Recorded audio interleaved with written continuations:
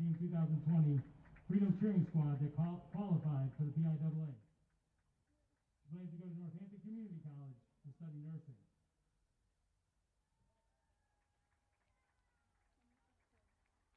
Caitlin Pritt, escorted by her parents Colleen and Johnny Pritt. She is a member of the Freedom Travel Club and plans on attending college to obtain a nursing degree and become an aesthetic nurse.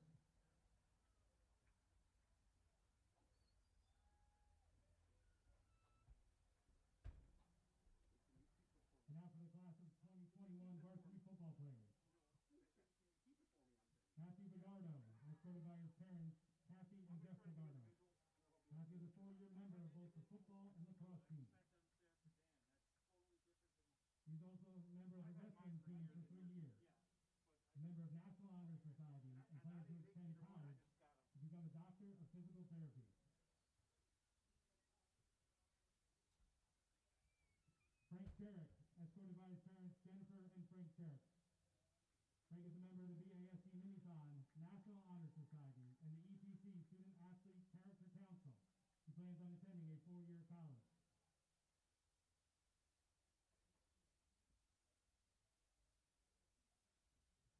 Jeremiah Espinosa, escorted by his mother Evelyn Espinosa and his father Miguel Espinosa Sr.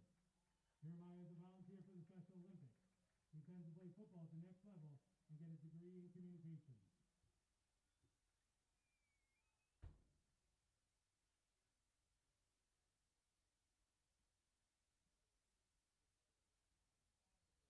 George Perry, escorted by Karen Perry and Nancy Mextroff. George is a 4-year varsity letter winner and a member of the lacrosse team, National Honor Society, and band.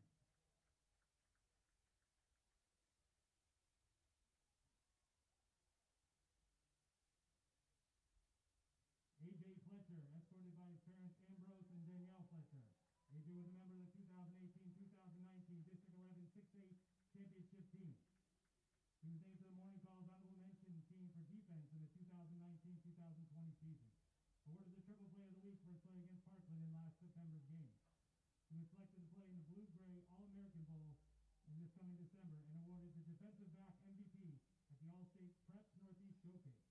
He's also a member of the track and field team and plans on playing football while attending a 4-year university.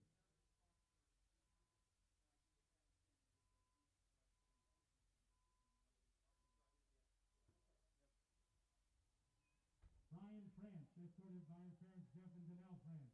Ryan is a member of the wrestling team and throws javelin, discus, and shot put for the track and field team. He plans on attending a 4-year college or university while continuing playing football and majoring in exercise science in hopes of becoming a strength and conditioning coach.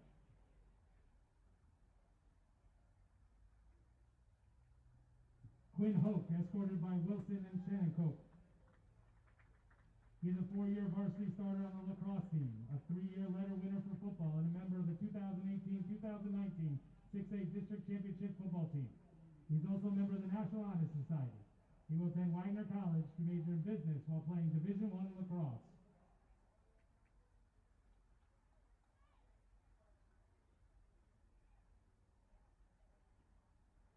Marcus Preidler, escorted by his parents Sandra and Dave Preidler.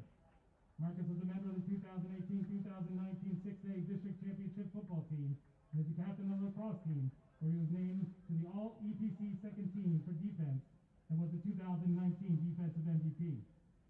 He is undecided on which college he will attend, but plans to major in pre-med in hopes of becoming a physician.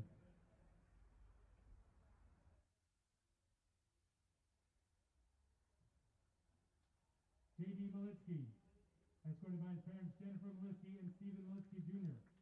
He played all 4 years at Garter Center and is a member of the lacrosse team. He plans to attend college and major in finance or accounting.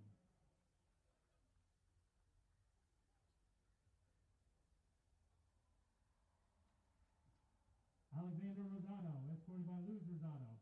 Alex is a basketball player and plans to go to college to study engineering.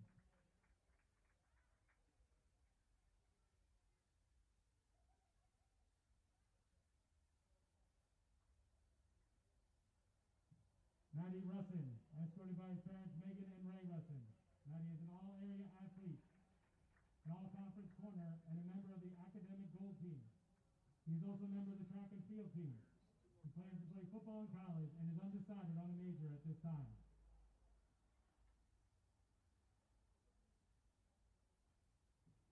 Jacob Schwind, escorted by Jamie and Richard Schwind.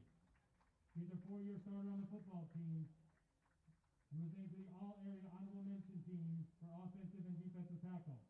He plans to attend a 4-year university to study exercise science while continuing to play football.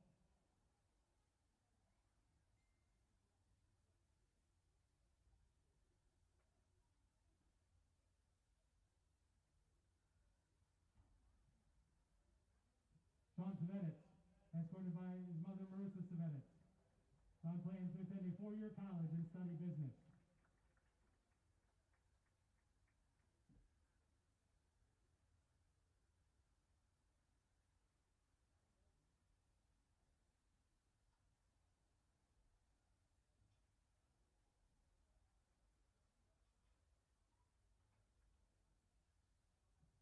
Ladies and gentlemen, the Freedom High School class of 2021 varsity cheerleaders and football players.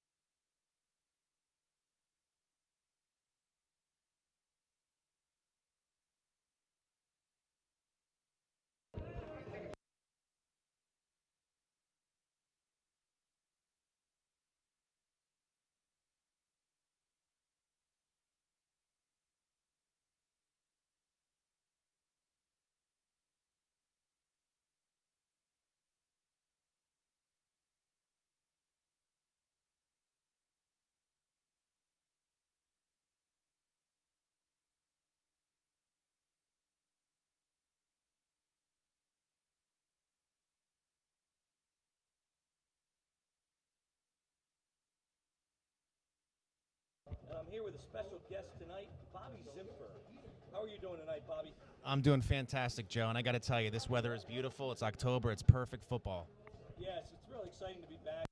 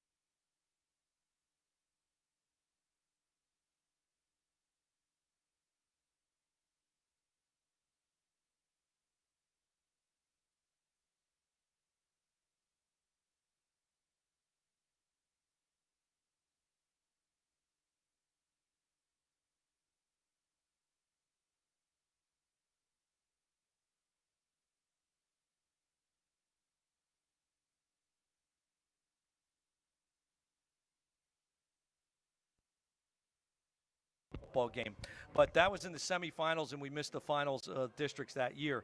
But Northampton certainly had a great year, and they came down and did some things in our division, and they're ready to go tonight. They certainly have something to prove. Bob, I don't know if you know exactly what the divisions are or what they're made up of. So let's take a look at that. Yeah, Joe. What's the division look like this year? Well, the Mountain Valley division is East Stroudsburg, South Stroudsburg, Pocono Mountain West, Pocono Mountain East, East Stroudsburg North, and Pleasant Valley. Northampton County division is Easton, Freedom, Liberty, Bethlehem Catholic, Nazareth, and Northampton. The Lehigh County is Parkland, Central, Allen, Deerf, Whitehall, and Emmaus. And what we're going to do this year for scheduling is they are playing in their division only. So Freedom High School will be matched up against Easton, Liberty, Becca, Nazareth, and Northampton, obviously tonight. So that is quite the schedule. It's a 5-game schedule. Next week we're on a Saturday night at 7 o'clock versus Easton. The following week is Friday versus Nazareth. And then the following 2 Saturdays are versus Bethlehem Catholic at 3 o'clock. And then the final, Liberty, at 1 o'clock.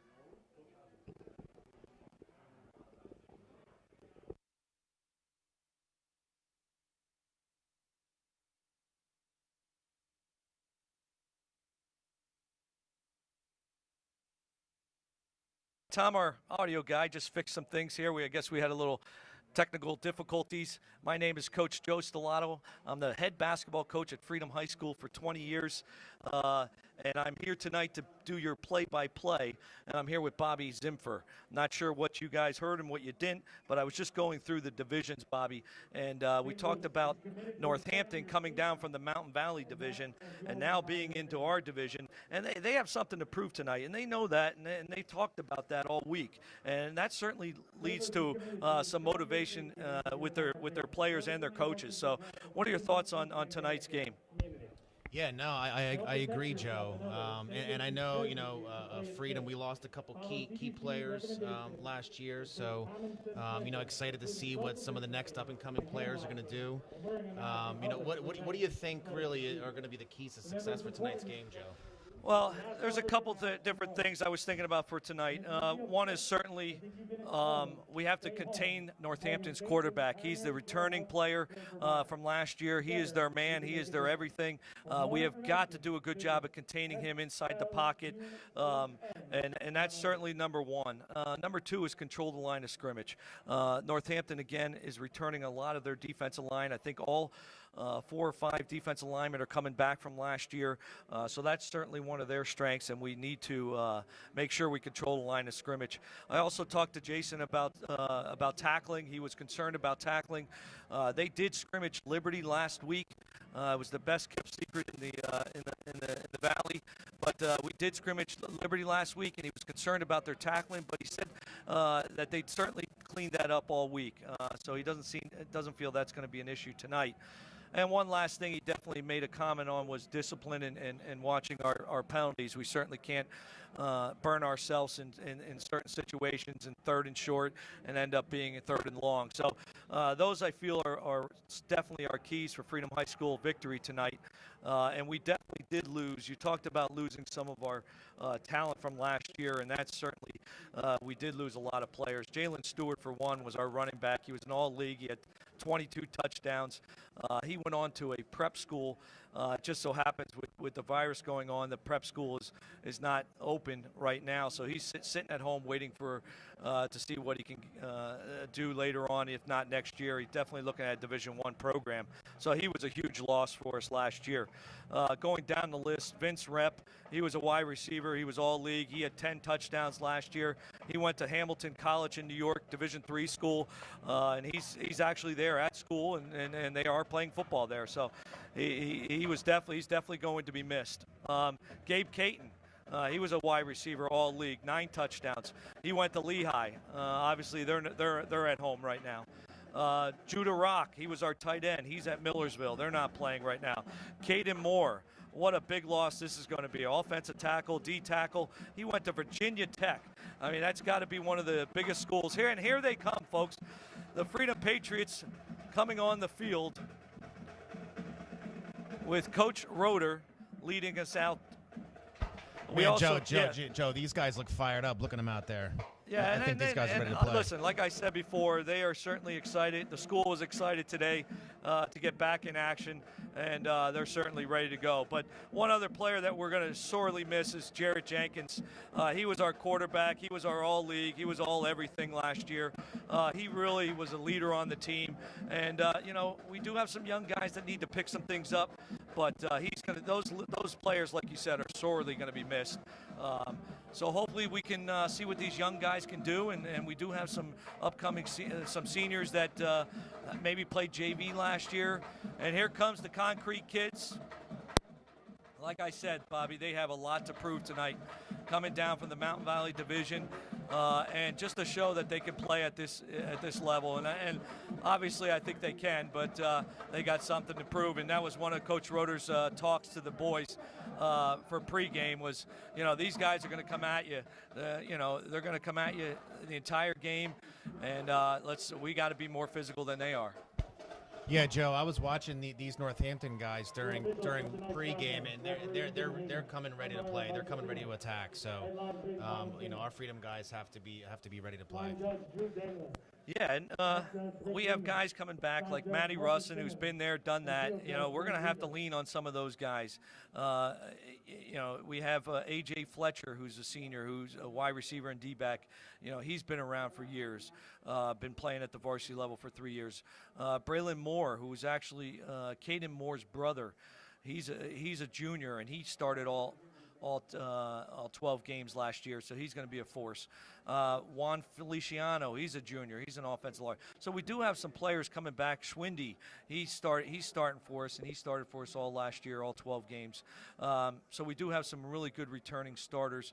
And top newcomers, we have our young guys. Feliciano's brother, Lorenzo, he's also got to play some minutes in this game and be an impact player. Frank Cherick is going to be on the offensive line. Jalen Fletcher, which is AJ's brother, he's a sophomore, and he's going to play. He's going to play at wide receiver. All right, we're going to stand up for the national anthem.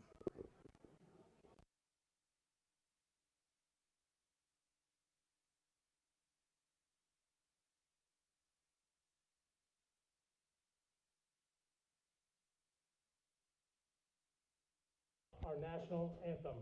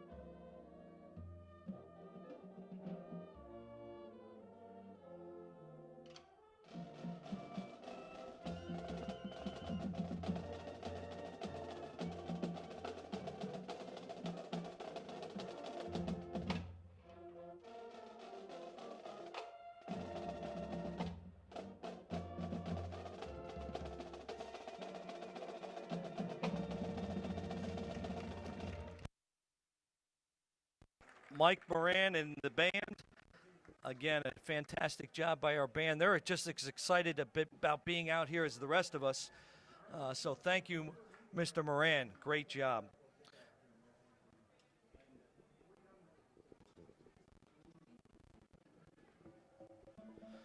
All right, here we go. I didn't see who won the tip-off here.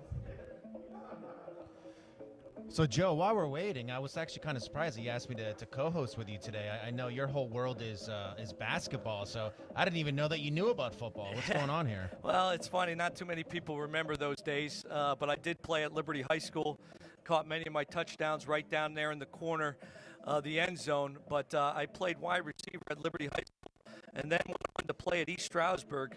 I got a scholarship to go to East Stroudsburg and play there for 4 years.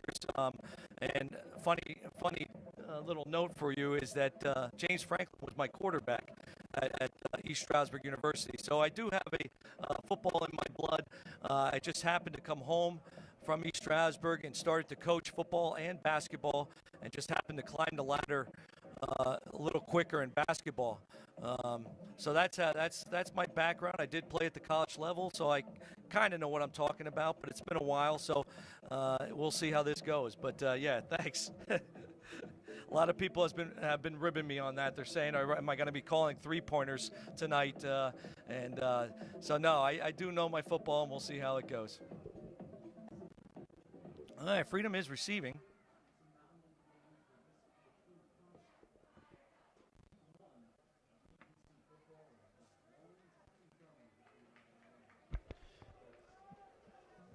All right, and back receiving, we have number 20, Matt Russin. And it looks like number 2, A.J. Fletcher back there. All right. If Northampton was smart, they'd keep the ball away from Russin here.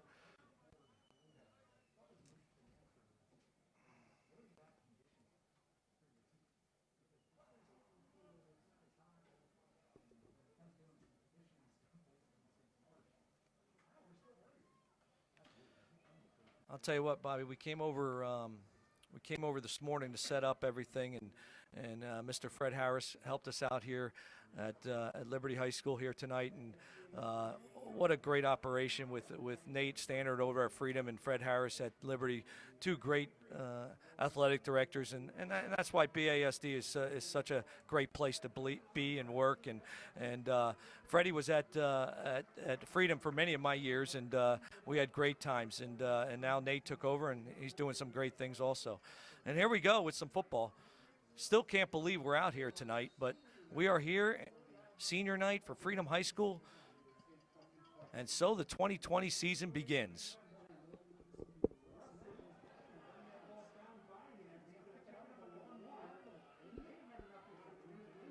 All right, thank goodness Rustin gets out of the trouble. He's got to catch that on the first bounce. He let that bounce too much and got that on the 1 yard line. We were lucky to just get up to the 15-yard line. From their own 15-yard line.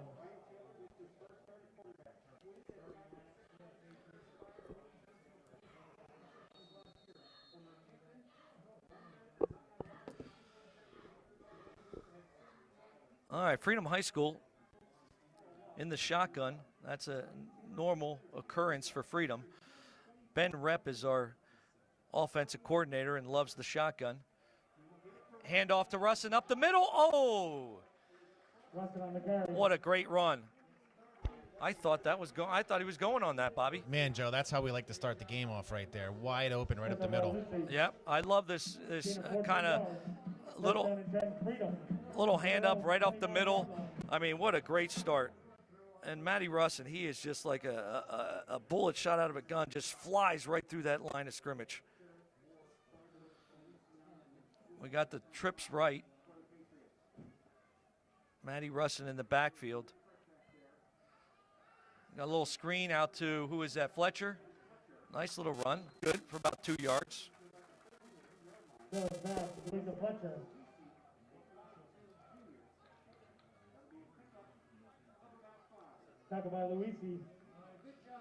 They'll be running in the plays. What they do here is they run in the plays with the wide receivers. They have so many different wide receivers coming in and out of the game. We've always had good wide receivers at Freedom High School. Tim Hornbaker's our wide receiver coach. He was playing at Temple back in the day, and he's an outstanding coach. We have some great wide receivers. Pass, good. Oh, he may go. Caught from behind, but what a great gain. Man, Joe, I got to tell you, Johnson McCormick, he's got some wheels. He put those afterburners on right there. You would not believe this athlete. He is a sophomore basketball, football player, and he is going to be somebody to watch for years to come. He is something special. And we know what we have in him at Freedom High School, and he's only going to get bigger and stronger, and wow, is he a player. We got 1st and 10 at the 35-yard line. Handoff to Russin up the middle. Good cutback. Gets to the outside. He's at the 15, 10. Goal line touchdown. Matty Russin. What a cut to the outside.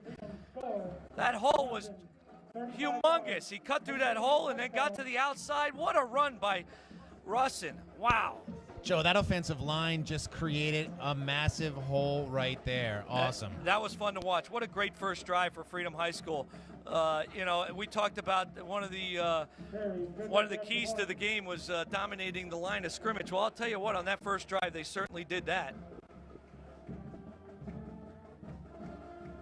Kick is up and good.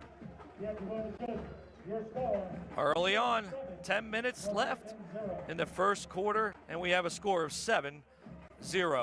What a first drive, Bobby. I mean, we can't ask for better than that.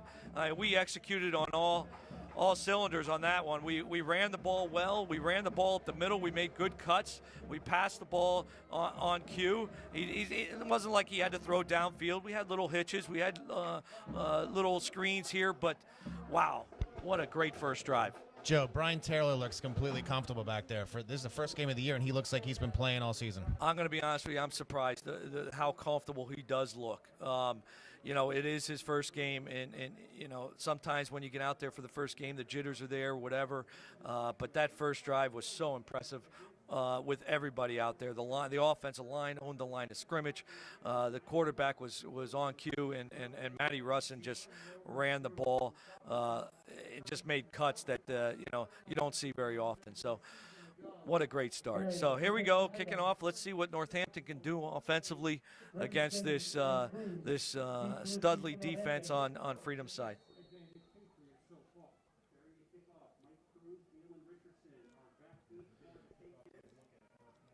Kick back to the 10-yard line. Up the middle. Oh, boy. Cuts in. He's at the 40. Pushed out of bounds at the 45.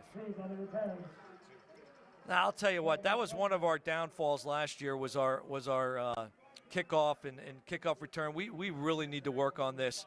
I know Coach Roeder will not be happy with that. Looking down at his face right now, he is not happy with that. Yeah, Joe, that's really good field position already, so we can't have them getting up to the 40, 45-yard line from a kickoff. No. And, and that's, again, we're missing Nate Standard, who was our kicker last year, who used to put those balls in the end zone. We didn't have to worry about it as much. A screen to the outside.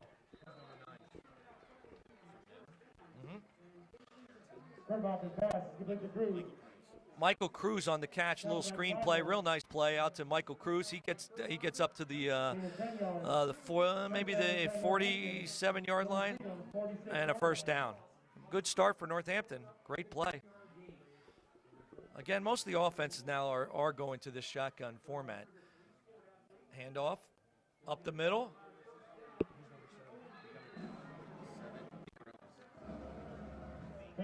Erlins.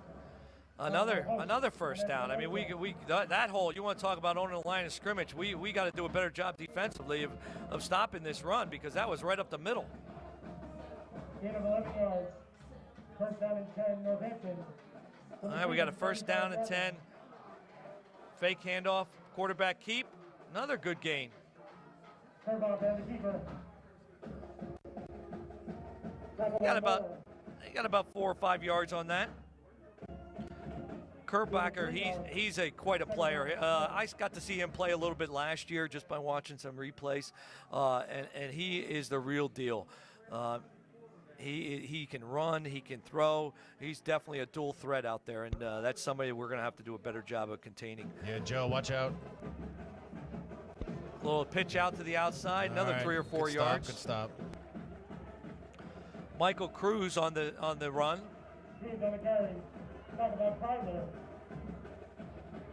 Michael Cruz is a 5'9", 185-pound junior. Joe, this is a big third down stop right here. I stand corrected. Michael Cruz is a senior, 5'9", 185 pounds. Yes, this is a huge stop. I do think they'll go for it on 4th down at this area, but this is a big stop here.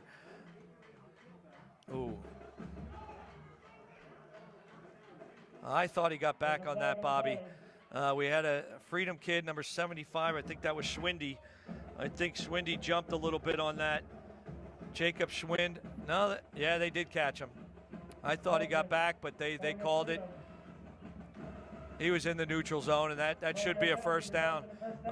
That's a killer, and we talked about that as being one of the keys to the game of being able to stop those penalties, and that's just a heartbreaker. So we got the 1st down, about the 24-yard line. We got a handoff. Cuts it back. Another 5-yard gain. Who had the tackle? Schwindy on the tackle. And Feliciano. Those two guys come together to make the tackle, but it's still a gain of 5 yards. We can't give that up on 1st down like that.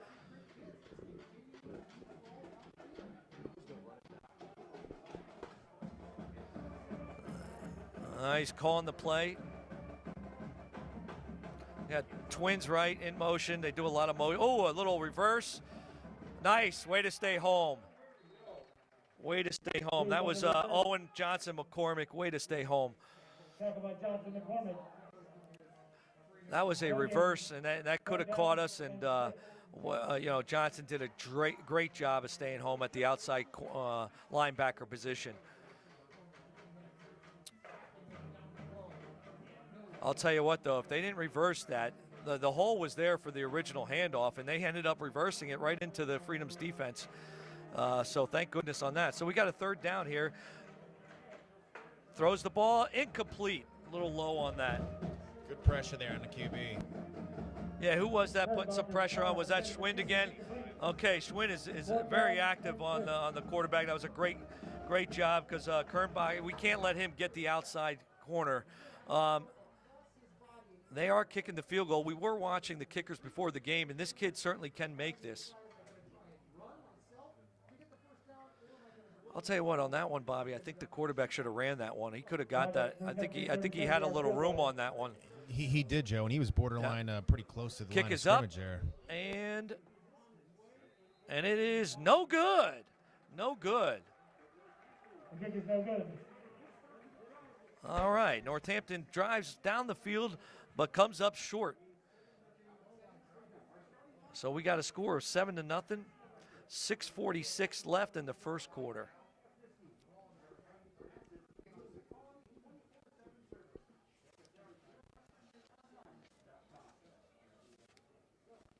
All right.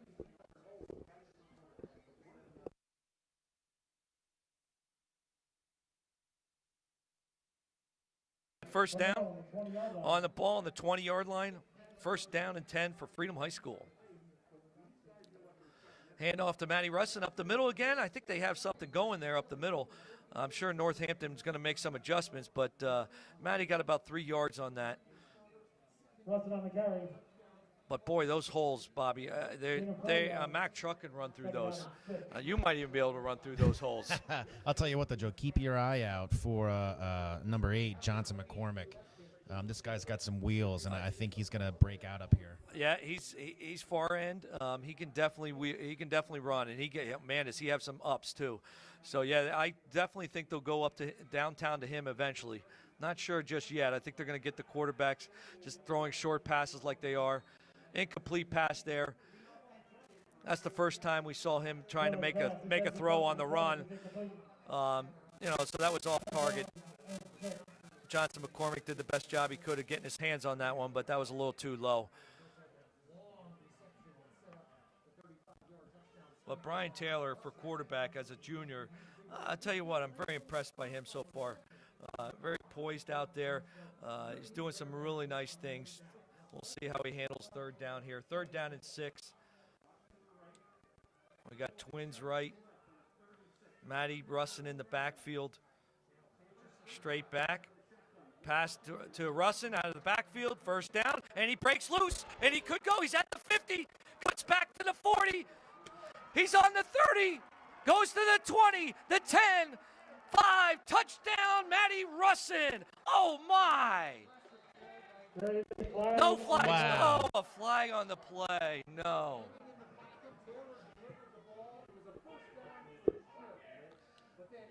Wow. What is this? Joe, I didn't see where that flag came Well, from, it's but, inside the obviously 45, so we're talking maybe it's a clip of some sort. What do we have here? Freedom is backing up, so obviously, they got a hold. Holding. And the hold was downfield, so we still got the yards, but we certainly did not get that touchdown. But we still got some yards out of that because the holding was down here. The wide receiver, I don't know if that was McCormick, Johnson McCormick downfield blocking and holding him there. I'm not sure. But I don't think we really needed to do that because Matty Russin made a heck of a cut on that to get to the end zone for that. All right, so we'll take the 1st down. 33-yard gain in the previous play resulted in 1st down. All right, we got 1st down. Okay, we'll take it. But Joe, what a run by Matty Russin. We got give him the twins ball right. back. Give Matty Russin the ball back. He This is red guy's on hot fire. right now. So yeah, I think we keep feeding him. Keep feeding him. And there they go, up the middle, cuts it to the outside, goes again. He's at the 40, gets to the 30. He's at the 20, 10, 5. Touchdown, Matty Russin. Oh, my. This is unbelievable. Give it to Matty Russin and let him run. He wanted that touchdown, Joe. He was not going to give that up. And there was no hole there that time. He did that one himself. The offensive line has been doing a great job all game, but that one, there was no hole. He bounced that to the outside.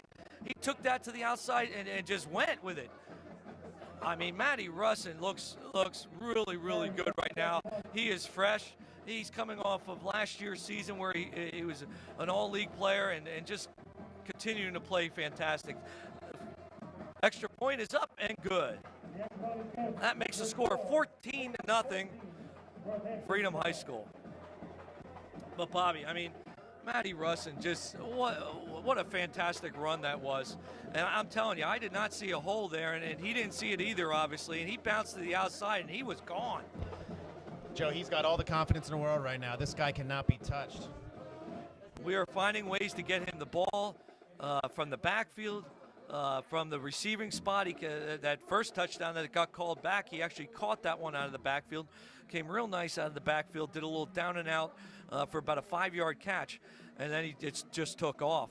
They're doing a nice job with the quarterback, too, and not having him throw the ball down the field too much. Just kind of throwing 5-yard hitches, 5-yard outs, little screen patterns, get him comfortable with what we're doing here. But this is an impressive offensive team right now.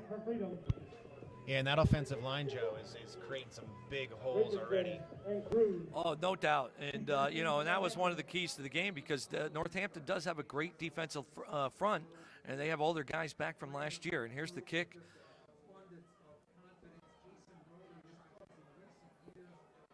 Ball caught on the 10 and up to the 20, 25, 30. Oh, no.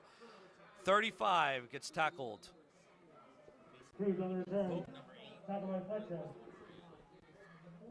All right, number 8 was the one on the run there. Hearn is his name. He got up to about the 35-yard line. Another, this is something we really need to work on is our special teams. But I'm sure Jason Roeder will fix that within the next couple weeks. All right, we got 1st and 10 on the ball on the 34-yard line, Northampton's own 34-yard line. We got Twins left. Handoff up the middle. Wow, I'll tell you what, their offensive line is doing a really nice job too. That was a nice size hole. Baker on the carry there. Feliciano on the tackle. Second down and 5 on the 39-yard line. Another shotgun, Twins to the left, same formation. Handoff up the middle, same play. Basically the same results. About 4 yards, about one or 2 yards shy, 1.5 yards shy of the first down. Yeah, Joe, it looks like Northampton's coming out ground and pound. But don't be surprised if you don't see a little pass here deep. So, yeah, I mean, this is the time to do it. 3rd and 1, you want to take your shot. Maybe, if you feel you can get this on 4th down, then maybe you take your shot here. But they certainly need a first down. They don't want to give the ball back to that red-hot offense. Same formation the last 2 plays. Handoff, almost same play up the middle. Oh, my, what a stop. That's a great stop there. Schwindy and Bagardo on the stop. Bagardo and Schwind just closed that hole so quickly. And that was just the same play. They ran 3 times in a row, and that time we just stopped it. And like I said, I figured they'd go for it here, but this is quite the risk because they don't want to give the ball back to Freedom High School at this territory, but they're going for it. This is a big play for Freedom here.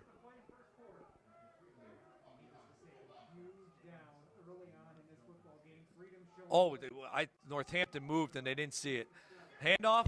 No, he does not get it. No way. Fumble. We got a loose ball. Doesn't matter. Either way, fumble or not, he did not get that first down. What a stop. What a play. Johnson McCormick was right in the middle of that mix. Wow. Freedom up by 14. Yeah, defense stepped up right there. And they give the ball back to Freedom on their side of the 50. What? Oh my! I don't know. They probably, looking back on that, they probably should have punted that. They did not want to give this offense the ball in this kind of field position. My goodness. Joe, at this point, how do you take the ball away from Matty Russin? I mean, this guy's lining up. I'll tell you what. This is where you go downtown. This is the play where you find Johnson McCormick down the sidelines. After a turnover, after a loss of downs, this is where you go up top. I don't know. We'll see what Coach Roder decides to do here. Nope, they continue to give the ball to Russin. Pitch the ball to the outside, and they do run that down for a loss of 2 yards. There was nobody blocking out there, Joe. Yeah, Pinocchi made a nice play on that. Came around to the outside, ran that down real nice. I think Matty Russin is at his best when when his shoulders are running downfield and he's running up the middle and finding that hole. There he was kind of running with his shoulders parallel to the sidelines, and it just didn't happen for us. So we're going to go trips right. I'd see us throwing the ball a little bit here.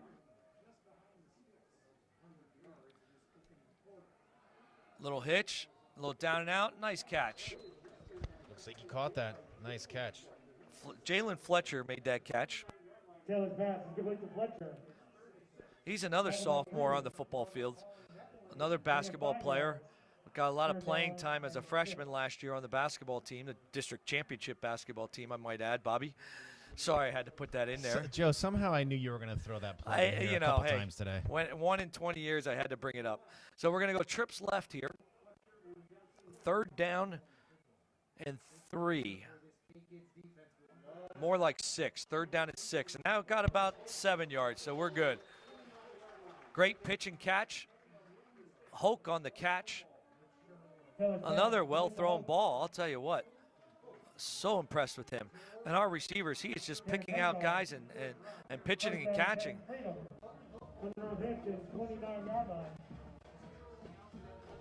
Joe, so this is Brian Taylor's first game starting. Did he play last year at all? No, he did not. I mean, he got some minutes just because we blew out a couple teams. He got some minutes, but he certainly didn't start. And there's that play that we love to do, just pitched right up the middle with Matty Russ, and he punches it outside to the left side and out of bounds for about a 5-yard gain. But yeah, he did not start last year at all. Jared Jenkins stayed very healthy all year long. He did, and Jared had such a fantastic year that he did not get on the field. Now he did get on the field when we were blowing some teams out, but that's different. When you're playing with nothing to lose out there, you certainly play different than starting a football game. And like I said, so he played one scrimmage against Liberty, and now he's out here. He's out here tonight, and he looks really sharp. So we got twins right with guy in motion coming through. Russin up the middle again. That hole was huge. He cuts to the outside, cuts back in. Another 6-yard gain for Matty Russin. These guys can't stop Russin out there right now. He's looking really good. He is just so quick, Bobby. You cannot get a good lick on him. He might not be the biggest guy out there, and that's why opposing teams look at him and they're drooling. They're ready to go. They're ready to hit him. But next thing you know, he sidesteps and he's off, and you can't get him. You can't get a solid hit on him, and that's why he's out there. We got 1st and 10. Hands off the ball again up the middle to Matty Russin. Runs into a wall that time. Uh-oh. These guys are ready for Northampton saying that the ball came out. I didn't see that. I think the K-Kids were a little wishful thinking on that one. I didn't see the ball come out, and we have 2nd down and about 9. Gain of 1 yard, 2nd down and 9. So A.J. Fletcher, Jalen Fletcher's brother, A.J. is the older. He's the senior. He's now in at receiver. And we got trips right. And we got a handoff to Russin up the middle. He goes, and there he's in. Another touchdown from Matty Russin. My goodness, Bobby. Joe, these guys knew that he was running up the middle, and they couldn't stop him. I think you're right. I think we're doing a great job of spreading the field out with our wide receivers, getting those linebackers out of the middle of the field, and then just hand the ball right up the middle to Matty. And he is running the ball hard tonight. 36 seconds left in the quarter. This goes up and in, hopefully, and we got a score of 21-0. What an offensive performance from Freedom High School, and especially Matty Russin. They're not doing anything fancy, Bobby. They're just handing the ball right up the middle. They're just playing fundamental football right now, Joe. Ground and pound, right? And they mix in some good throws, and nothing crazy. 5-yard hitches, 5-yard outs, just to keep the defense on their toes, keep them honest, and then give the ball to Matty and let him do the rest. But yeah, this I'll tell you what, I am so impressed with this offense and this offensive line. We talked about being, winning the trenches, and Freedom High School is certainly doing that. So hopefully we can clean up these special teams and we can make this a complete game here for us, so we can send Jason Roeder home with a smile on his face. But it certainly is early. It's early. It's first quarter. It's 21-0. Northampton, I'm sure, is going to settle in. But here we go. Let's see what Northampton can do with the ball. Joe, we just can't have these kickoffs coming up to the 40, 50-yard lines. No, we got to clean this up. Really critical here. Ball caught at the 10. Oh, there we go. That was a great tackle. Who is that? They must have heard me say that, Joe. Crawford on the tackle. Man, did he come down and smack somebody. That's the kind of football we need right there. Now, Joe, we do have a flag, but it looks like it was a holding on the return team, but I can't quite tell yet.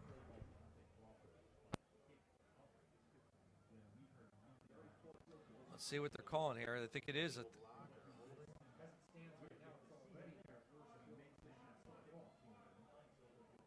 illegal block. Illegal block on the back by Northampton, so let's push them back. But I'll tell you what, Crawford came up and really laid a licking on him. Yeah, that guy's feeling that still. That puts him on the 9-yard line. And let's see if their offense can get something going here. But I really like, Bobby, how Freedom High School's offense is spreading the field. getting the defensive players spread out and then running the ball up the middle. If you can see Northampton's offense, they're kind of more bunched in, and it keeps the defense in. Now, that was a nice play right there, a nice little pitch and catch.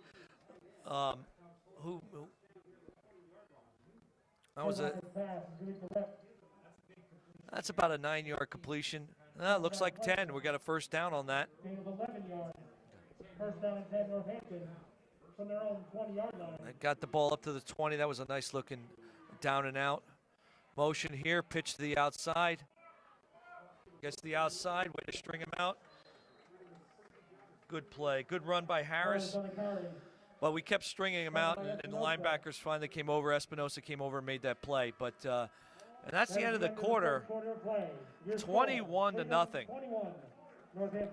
What an offensive display from Black and Gold. Ben Rep is calling a great game. They're pushing all the right buttons right now, and that was a great first quarter for Freedom High School.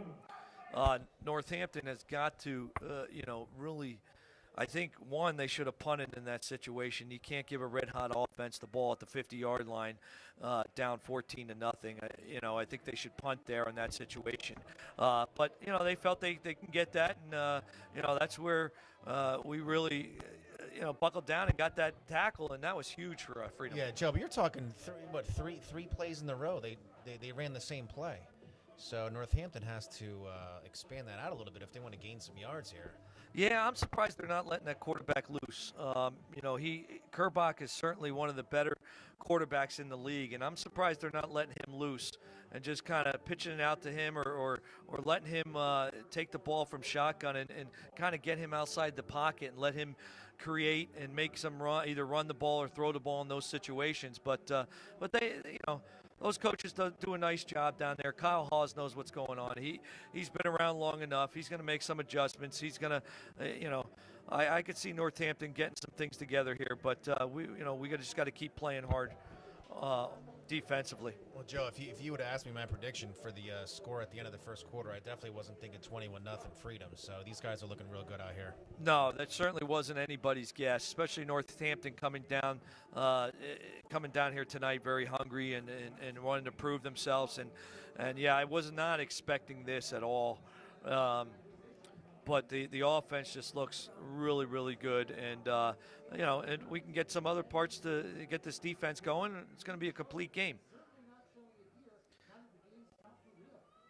But Kerbacher has really got to do a good job here of moving this offensive team in this quarter. They got to put some points up on this possession, or they're going to be really struggling the rest of the game. There he is. Keeps the ball up the middle, but nothing there, nothing home. Looked like a gang tackle on that. Looked like maybe Schwinn and Fletcher came up, made that tackle up the middle. It's only a gain of 1 yard, 3rd down and 6. Big 3rd down. They hand the ball to the outside. Ooh, he's got some room. Oh, tackle out of the 40. He had some room there. I'll tell you what, he cuts that back.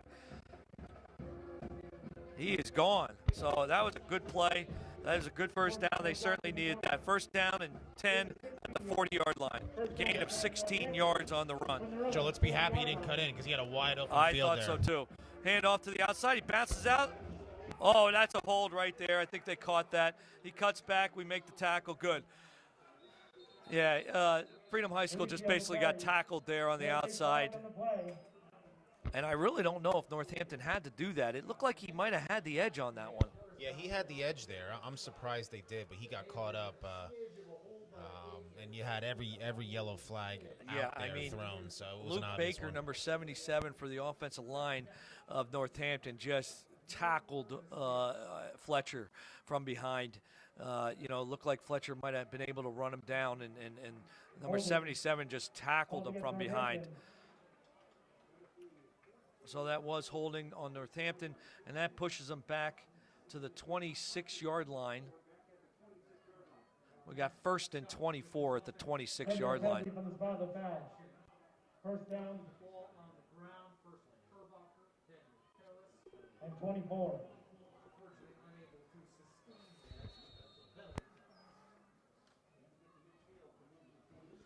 All right, we got 1st down and 24. A little screen pass out Owen Johnson McCormick, what a play. Came up, made a nice play on that. And that was one of Coach Rota's concerns. It was tackling, and I don't see that being an issue so far in this first quarter and a little bit in the second. I'm not seeing a big issue of tackling. But McCormick came up and made a nice play on that. They had a gain of 1, so it's 2nd and 23.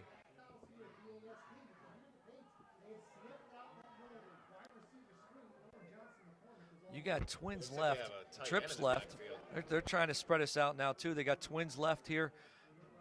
He's scrambling up the field. He's going to run it, and that's what you would think he's best at.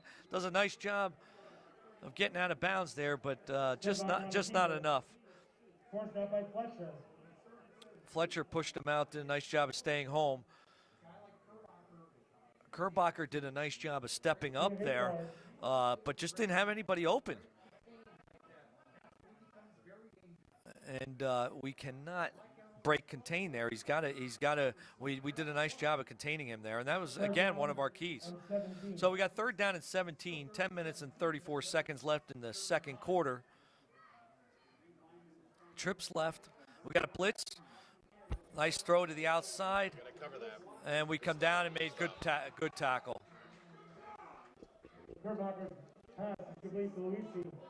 And I'll tell you what, Preidler came up, very nice play on that. We had a corner blitz on that. And Kerbacher did a nice job of getting rid of the ball, but just not enough yards. I mean, they had about 3rd and 20, and they just didn't get enough yards there. So here they got to punt the ball. Who's back for Freedom? Hoke hustles back for Freedom High School. Joe, we should have good field position after this punt. Punt is away, up, gets it at the 30. One cut in to the outside.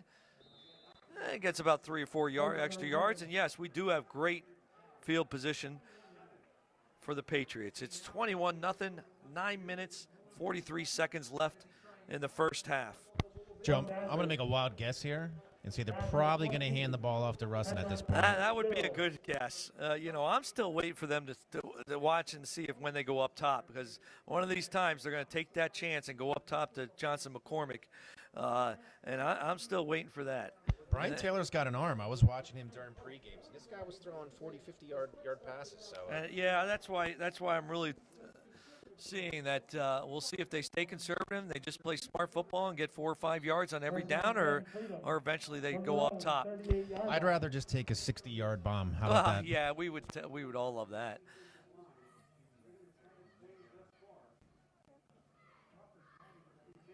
Give the ball off. I think we have a new running back. Crawford, number 25. I'll tell you what, this kid, they really like him. He's a junior. He had a great scrimmage last week. They are really high on Crawford. He does a nice job. He's a junior. Matty's having such an incredible game, but I expected to see Crawford even a little more in this game. But Matty's doing such a fantastic job. I see why we're not. But this young man can play too. They were really high on him after their first scrimmage. We got Twins to the left, running back next to the quarterback. Yeah, keep your eye out. Another quick hitch, 5-yard hitch to Hoke. We'll take it. About 6 or 7 yards on that gain. Hoke is also a senior. A little short. We got 3rd down and 2. Gain of 9 yards. 3rd down and 1. 3rd down, 1, maybe 2, maybe 1.5. I expect to see something up the middle here. Crawford still in the backfield. Twins to the left. Russin now on the side. Handoff up the middle to Crawford. Crawford up the middle. And there's that explosion I'm talking about. Oh, my, yes. He came out of there. I mean, it looked like there was no hole. Whatever little hole there was, he got through it. And what a run. A 17-yard gain on that, and gives us a 1st and 10. Man, he was a shoelace away from a touchdown right there, Yeah, Joe. it looked like he almost broke that tackle, and he would have been gone. But this is a great 1-2 punch with Crawford and Russin. And then the quarterback playing as well as he is. This offense is running on all cylinders, Bobby. We got Twins left here, and Crawford's still in the backfield. Motion. Up the middle. Crawford again, about 2 or 3 yards on that gain. Crawford on the carry. So, Joe, so far, I mean, obviously there's some big shoes to fill with Jalen Stewart departing. So how do you think Russon's looking? Well, last year we used Jalen Stewart and Russon as a 1-2 punch. And Jalen Stewart was a fantastic player. He was more of a downhill runner, just a punisher. He would punish you when you came up to tackle. And then Matty Russon was more the elusive kind of runner. And you know, we had that 1-2 punch last year. Here's Crawford again. No, the keep. Oh. We can't miss those. Come on. A little bit out of his reach. But, yeah, Jalen's definitely was a great player for us, and we had a great 1-2 punch. But, you know, like I said, I mean, we you know, it was kind of thunder and lightning last year with Stewart and Russon. And this year we kind of got the lightning and lightning with Crawford and Gonna say Russon. the same thing. It looks like lightning and lightning Yeah. there. So. Yeah, that was just a little bit thrown to the outside of him. That was Owen Johnson McCormick on he that had some play. space out there, too. He did have some space if he catches that. I still want to see this young man throw downfield more than 5 yards, and it's coming. All right. All right. I think there was a little miscommunication. Miscommunication there. I think he was probably looking for the hitch, and Hoke went for the bomb. That's just a read thing. That could have been, you know, some of these reads, Bobby, are very advanced. You know, high school football has changed in so many ways. They are calling it offenses just like they do in college. So that might have been a hitch read for a cover 2 and maybe a bomb for cover 3. And the receiver read it differently than the quarterback, and that's what happens in those situations. And it especially happens with young quarterback. All right, he gets to the outside a little bit. Nice little, okay. Northampton did a nice job of, okay, good run. He put his head down and got a first down. Great play. I'm putting his head down. Great play, and we got a flag. They had a screen set up to the opposite side, but Northampton did a great job of sniffing that out. The option was not there. The flag was picked up. No flag on the play. So he came around the outside. They were gonna go for the screen all the way across the field, and Northampton did a great job of sniffing that out. And our quarterback did a nice job of picking up, and Taylor did a great job of just reading it, saying it wasn't there, put his head down and got 10 yards. We needed 8, and he got 10. So we got a first down. First down and 10 on the Northampton's 24-yard line. We got 7 minutes left. I like Owen up there all by himself. That very well could be. Nope, handoff up the middle. And that's still Crawford out there. Yeah, they got Crawford running hard. He just keeps his legs pumping and gains 4 yards.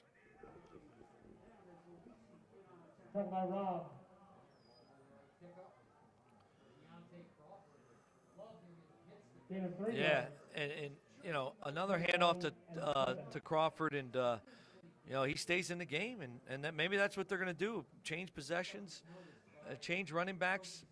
They got trips to the right, trying to spread the Northampton out again. Handoff up the middle. Nothing there this time. That one right away. Yeah, and you know, that might have been also a read play, and maybe Taylor could have kept that one. That's a read play. So, Bobby, what they do on that is Taylor has the option to either hand that off to Crawford or to keep that. What he does, Bobby, is he reads the defensive end. If that defensive end comes down the line of scrimmage, he'll keep that. And that's what he looked like he did, and the quarterback didn't keep it. So I think that was a bad read on his part. Jason Roeder will take a look at that on film. He might even want me to sit in on the film, Bobby. You never know. But that's a joke. Up the middle again. No, he keeps the ball for pass wide open. Is the tight end, Allen. Room. Wow, what Touchdown. a great run. Wow. Lozado with a great catch and run, but a flag on the play. What do we have?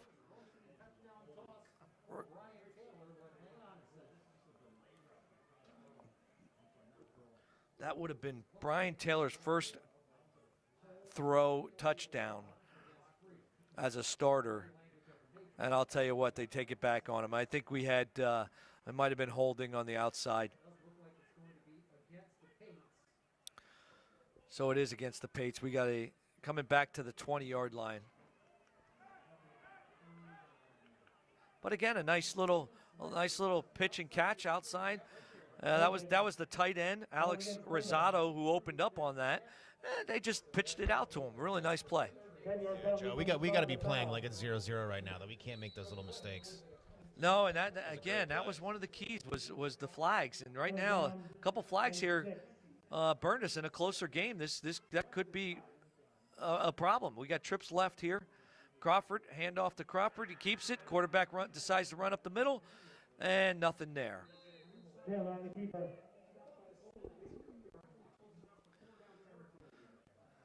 So it's fourth down. I think we're in fourth down territory here, Bobby. I think we go for this.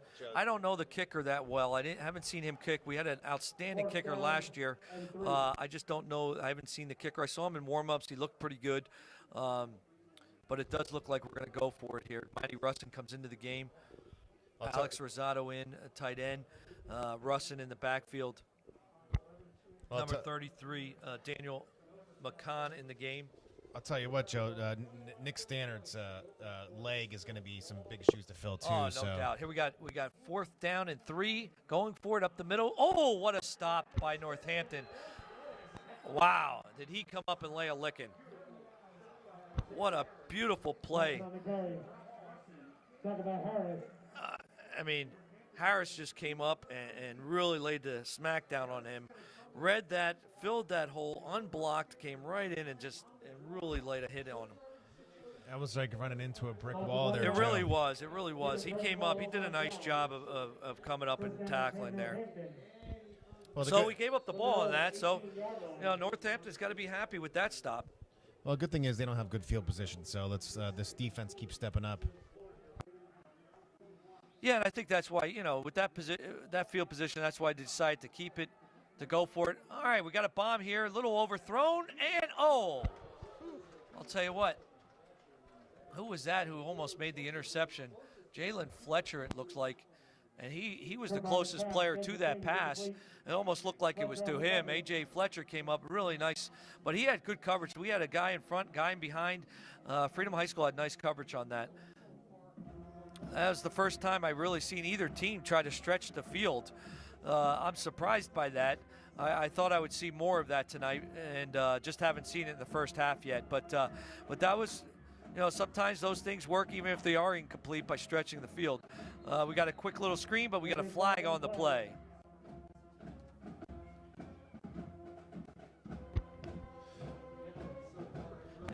We have a flag on the play. It's a good time to mention a couple people's names here. We got down on the sideline, Ahmad Azar. He's our strength training coach. He does a fantastic job at Freedom High School getting these kids prepared for the season. That was a 5-yard penalty on Northampton. I mean, they really hurt themselves on that play, just making it much more difficult for them. It's 2nd and 15 now. 2 receivers, both sides. Shotgun position, a little screen pass to the outside. Freedom High School's all over that play. Lozado came up. I mean, they just read that play. Hamad Azar does a great job with our strength training kids. And these kids in the last couple of years have really made leaps in their training, in their sessions, and you could see it when they have when they're not in uniform. Their arms are just really put together. They're doing a nice job. So a little shout out to Ahmad and thanking him for a great job he does. All right, loss of 3 on that play. 3rd down, and down he goes. Nowhere to go with the ball. Everybody was covered. I mean, there was a swarm all over. And Freedom High School is doing a great job of containing him. There was no running lanes for him on that. And that was one of the big things that Northampton last year did. I mean, they had a lot of running lanes last year. They would step back with the quarterback, and then he would just let it loose and run. But there's no lanes to run on that, Bobby. Yeah. So Joe, what's the Freedom schedule looking like the next couple games? I know Northampton. I mean, a lot of people were talking about them. So what are the next few games looking like? Next week we got Saturday. We play at 7:00 here against Easton. Now that is supposed to be Easton's home game, but they lost their field. They're redoing their field, so Easton will come here, but it is Easton's home game. But we will play here at the stadium. We are lucky. Freedom High School is fortunate this year that they have all 5 of their games here at the BASD Stadium. But they got Easton next week on Saturday. I mean, this schedule is brutal. Then we go Friday against Nazareth, who's one of the top teams. They were one of the top 10 in the state. Nazareth and Easton were. Both of those teams were ranked in the state, in the top 10. So you got Easton and Nazareth back to back. And then you go Bethlehem Catholic on Saturday, October 24th at 3:00. Then we got Becca here, and not sure what they have, but they're real excited. They got a quarterback that's coming back from last year who had a good year, so they're a good team. And then of course you got the Liberty game on 10/31, and that game you could throw the records out the window for that game. That game is always competitive, and it's always a dogfight, and it's always fun to watch and be a part of, and of course we're all looking forward to that one. But we got 4th down and 18, and we're going to get a punt here with 3 minutes and 55 seconds left in the game. Oh, we almost had that blocked. Russin all over the field, and I certainly hope he's not hurt down there. He seems to be, he seems to be cramping, and they had him on special teams for that reason, to get that block punt, and they almost did get it, but now that they might pay the price here because he doesn't seem to be moving. This is a big deal for Freedom High School, but it looks like he's cramping more so than that looks like a leg cramp. Joe. All right, he's walking off the field, but that definitely looks like a leg cramp. Our training staff with Jeff Timlin does a great job. St. Luke's does a great job with our kids. We have dealt with cramps throughout many years here at Freedom High School, and our trainers do the best they can. Coach Roeder does a lot of different things during the school day of drinking Gatorade, eating bagels, doing a lot of that stuff.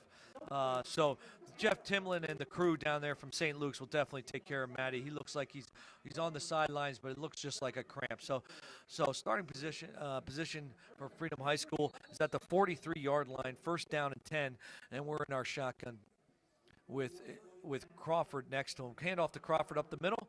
Nice cut outside, and Crawford gets to the outside. Good gain on a 6-yard gain. He kicked that out real nice to the outside. I didn't see no hole there. But this schedule, Bobby, like you talked about, is quite the schedule here. But like I said, we're fortunate enough to have all 5 games here at the BASD Stadium, and I'm going to be doing all 5 games on BASD Radio, YouTube.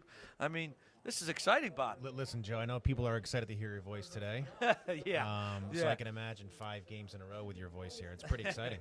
Very good. Well, each game we're gonna have a different guest coming up and announcing the game with me. So we're really happy to have you here tonight, Bob. Hitch again, a little 5-yard hitch. And McCormick makes a nice move and gets a couple extra yards out of that. But you would think Northampton's going to start biting on those hitches, and sooner or later we're going to have a hitch and go. We're going to be here every Friday or Saturday night with Freedom High School, and Liberty High School plays tomorrow night. And I just got word that Greg DeStasio, he's a legendary announcer for Liberty High School. He'll be doing the game tomorrow night. He's going to be fantastic. So please tune in again tomorrow night to BASD YouTube and hear Greg DeStasio talk about Liberty High School's football team. Crawford in the backfield still. Hand off to Crawford, and they put a stop to that one. Nothing there for Crawford up the middle. Yeah, Joe, it's time to see Brian Taylor let loose a little bit and get some balls up in the air there. Yeah, I think we're definitely looking forward to that. But I'll tell you what, Freedom High School's doing a nice job of controlling the game, controlling the tempo of the game. They're in no rush. I mean, they certainly don't want to give momentum back to Northampton, by throwing an interception or throwing the ball up, and next thing you know, it's a pick six, and now you give Northampton some hope here. So, they're doing some smart things here of controlling the tempo. We got twins to the left. Taylor hands the ball off to Crawford up the middle, about 5 yards on that. We are having a great fall season at Freedom High School. Our girls volleyball team is off to a 3-0 start. Our boys soccer team is off to a 2-1 start. Our golf team had a fantastic start to the year. They're 6-4. Jake Haberstumpf, I'll tell you what, he is heading into the District 6A tournament as the #1 seed. And what a golfer he is. I got lucky enough to coach the golf team for a game or two, or a match or two, and that was a lot of fun watching him golf. I mean, he almost drove the ball as far as I did, Bob. Well, Joe, that's not a lot to say, so I wouldn't really. True that. Third down and 10. That. He finally goes up. There we up go. there.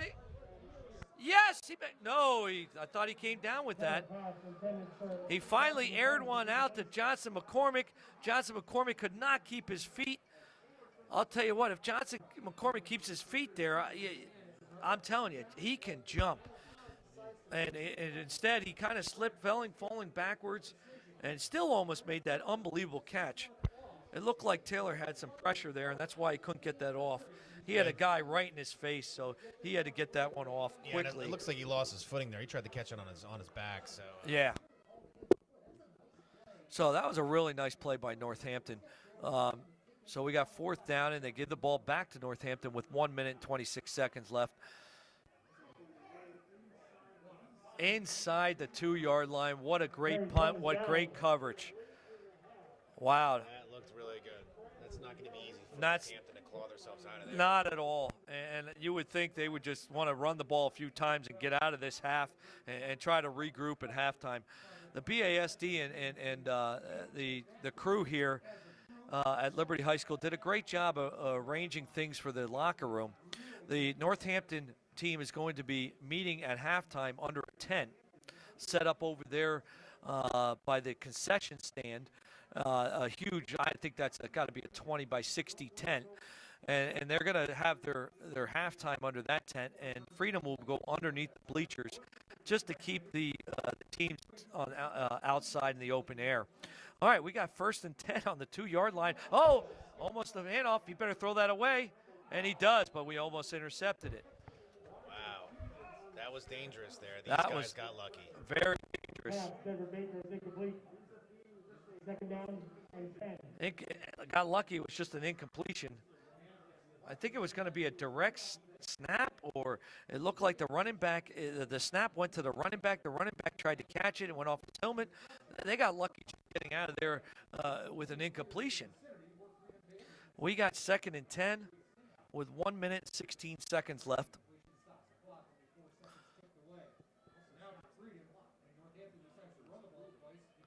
Northampton hands the ball off. Oh, they might be a safety. Is it?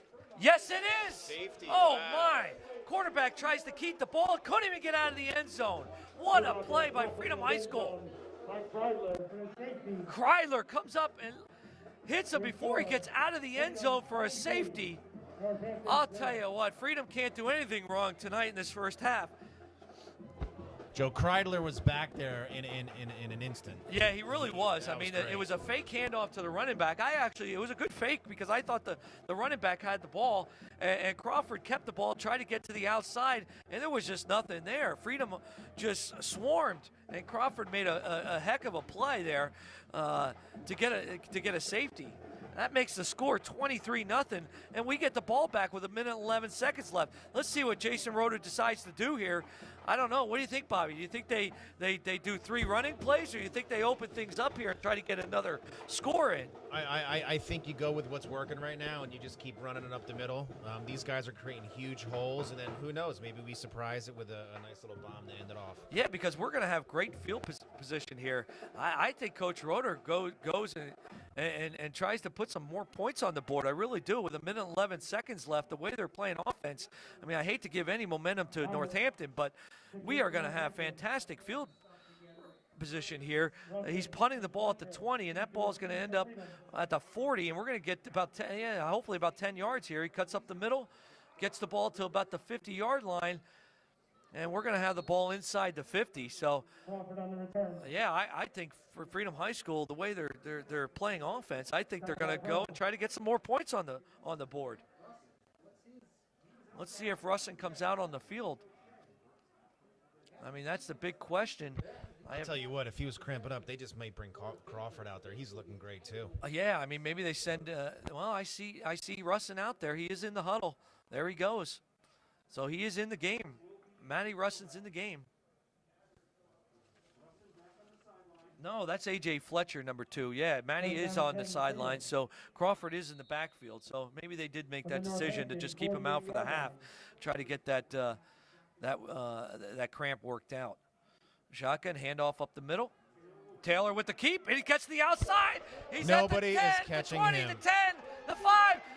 Unbelievable. Taylor with his first varsity touchdown with a run. What a great fake handoff keep.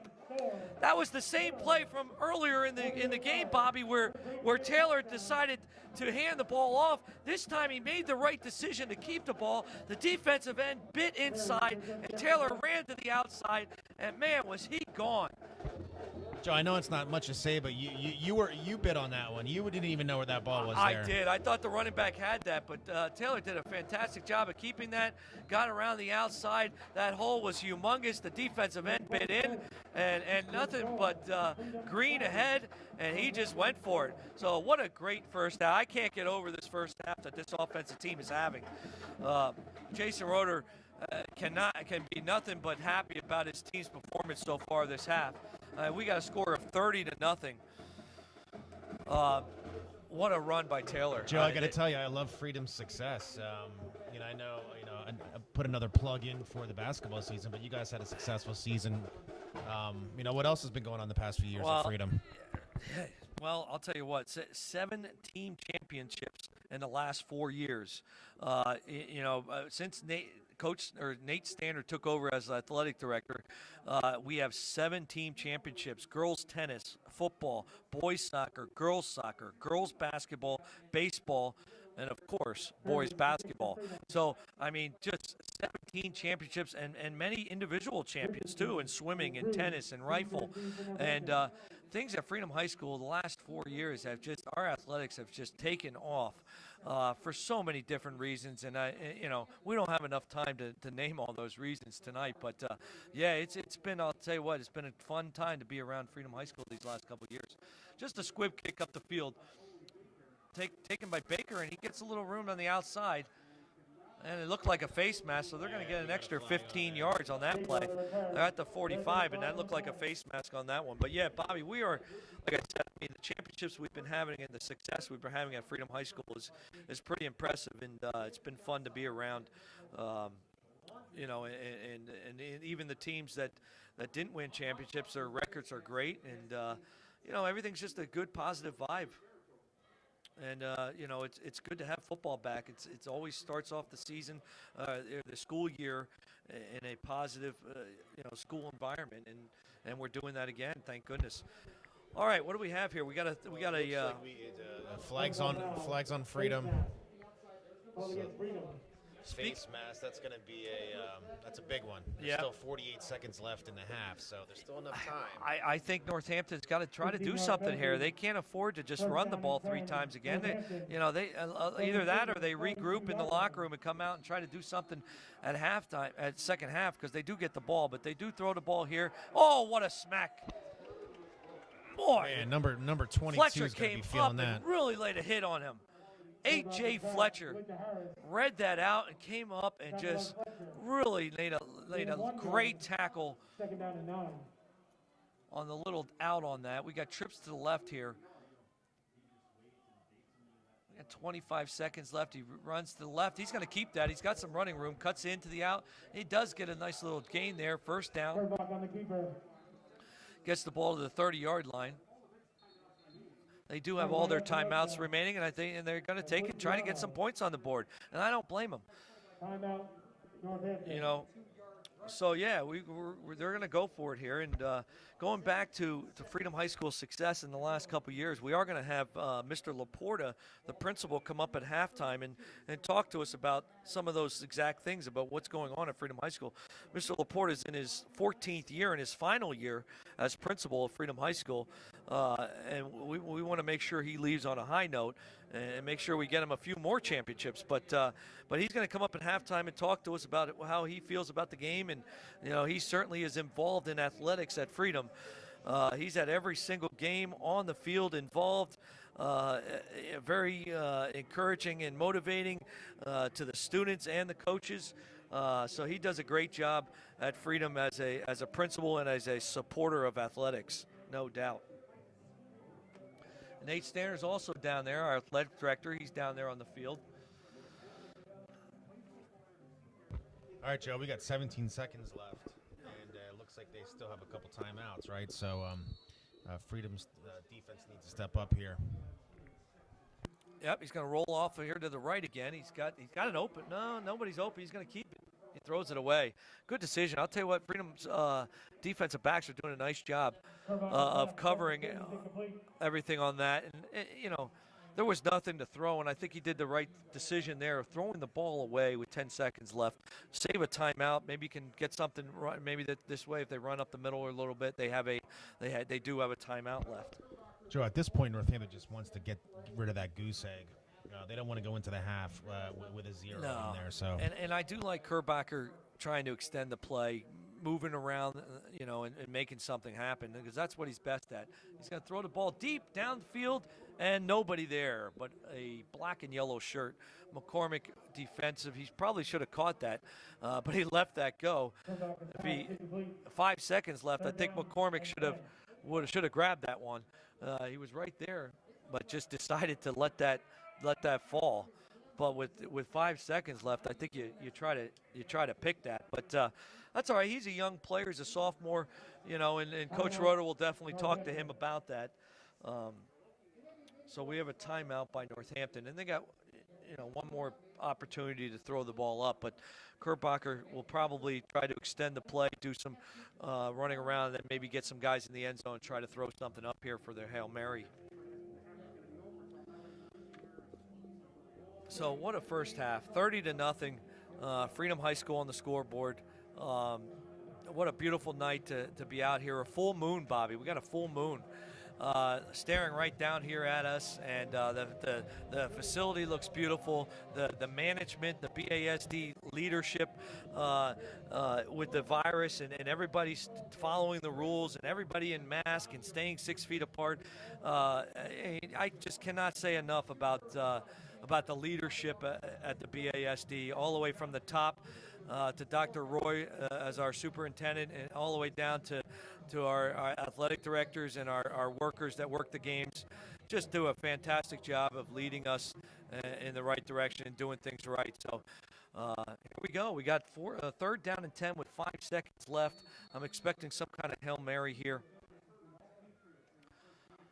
It looks like, there he goes, throws to the end zone. Nobody there. Oh, nobody there. And that's the half. Freedom 30, Northampton 0. What a half. All right, we cannot ask for more offense than that from Freedom High School. I mean, Matty Russin, what a first half.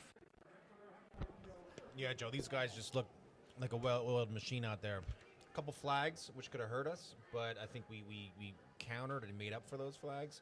And I don't really think Northampton got, I don't know the stats, but they couldn't have got more than 50, 60 yards in that half. They just didn't get anything going that half. They're going to certainly go in. Hawes does a great job at Northampton. They're going to go in and make adjustments and come out and see what, and I expect them to make some yardage and do some nice things offensively, but they really need to go in and regroup because that was just a dominant performance from Jason Roeder's Freedom High School Patriots. So that was fun. We wanted to talk about at halftime here is the district setup for the tournament. They are not having the state tournament this year. So what they're going to do is 6A is going to have an 8-man district tournament. So 8 teams will go in. They'll be seated by PowerPoints, and then they'll have an 8-team tournament. There'll be a 3-week tournament, and we'll have a district champion. And at the end of the district champion, that's it. The play is over. No states at all this year at all. No, they will not be going on to states. It's unfortunate, but I think it's the right decision.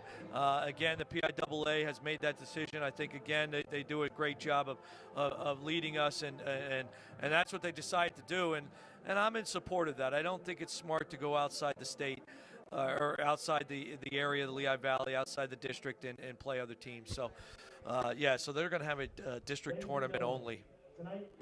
Yeah, Joe, I agree, and we got to be thankful that they're out there playing at this point, regardless of of what's going on. So, I do want to let the announcer take over here and take the opportunity to recognize the band seniors.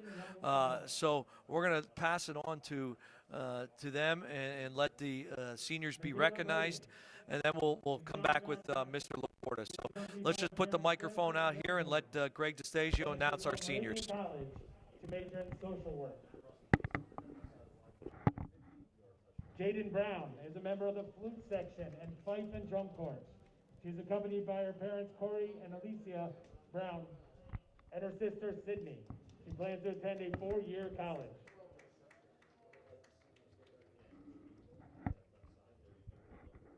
Judy Kalo plays tenor sax, is the band president and the sax section leader. She is accompanied by her parents Reyes and Tanette and her sister Paula and Natalie. She plans to attend college and major in music therapy.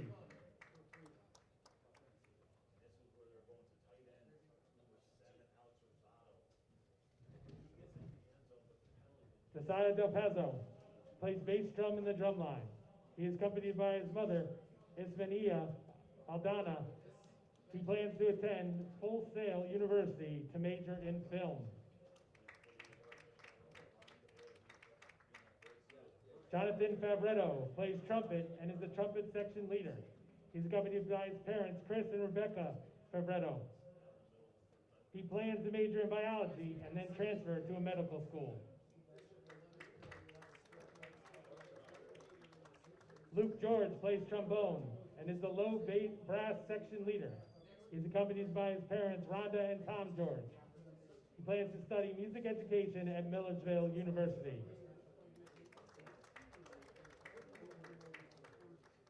Sarah Gill plays the flute and is the head fifer of the Freedom Fife and Drum Corps. She is accompanied by her parents, Brandon and Cheryl Gill. She plans to attend college to major in pharmaceutical sciences.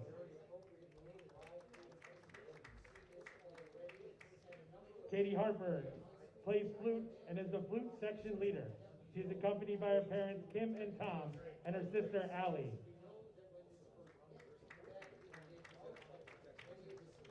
Jordan Huber plays trumpet. She is accompanied by her parents, Melissa and Stan, and her brother, Josh.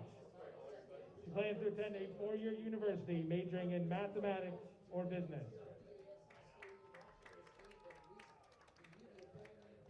Colin Kamer plays alto sax. He's accompanied by Desiree Bristol and Mike Kamer. He plans to attend Penn State to major in computer engineering.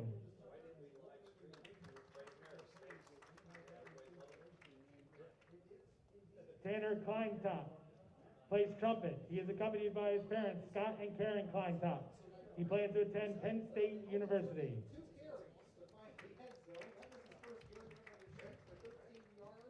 Sarah Lucas plays flute and is one of the band's drum majors. She's accompanied by her parents, John and Jan Lucas, and her sister, Samantha. She plans to attend a university majoring in interior design.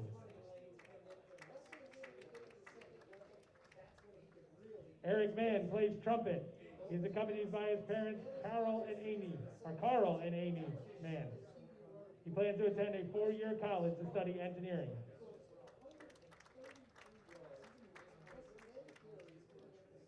Trevor Mann plays trombone. He is accompanied by his parents, Kim Fayod and Fred Mann. He plans to attend a 4-year university majoring in media and visual arts.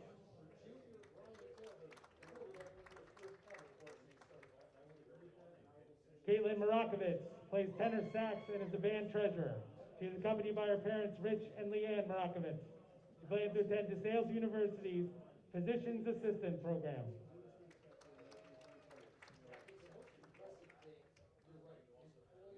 David Marrero plays bass drum in the drum line. He's accompanied by his parents, Darlene and Jose Marrero. He plans to attend Temple University, majoring in computer science.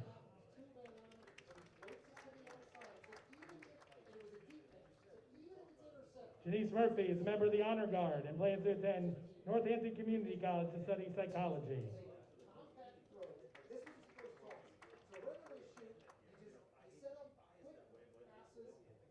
Elizabeth Ponterero plays sousaphone. She is accompanied by Mauricio and Leslie Pontorero.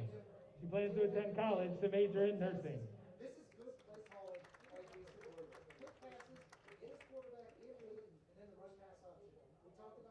Jeremiah Rosado plays trombone. He is accompanied by his parents, Jahira and Joshua Rosado. His plans are uncertain at this time.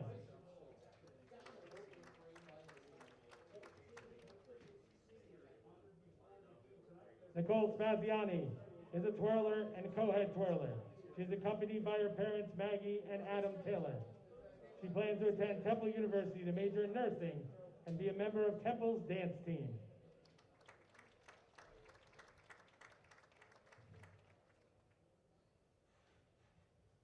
Connor Sternberg plays alto saxophone. He's accompanied by his parents, Pegeen and Frank Sternberg. He plans to attend a four-year college majoring in the music field.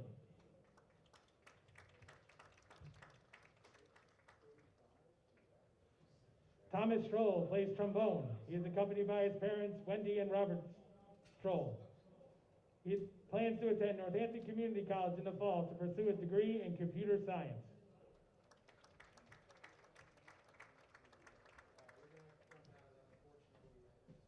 Sarah Sylvester is a twirler and co-head twirler. She is accompanied by her parents, Michael and Gretchen Sylvester. She plans to attend a four-year college.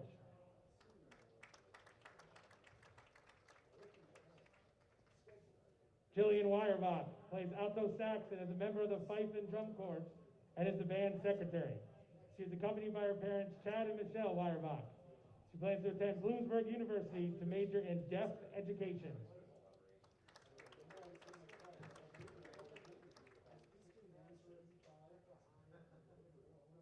Michaela Wilcox plays clarinet. She is accompanied by Sandy and Mark Wilcox. She plans to attend East Stroudsburg University and major in early childhood education.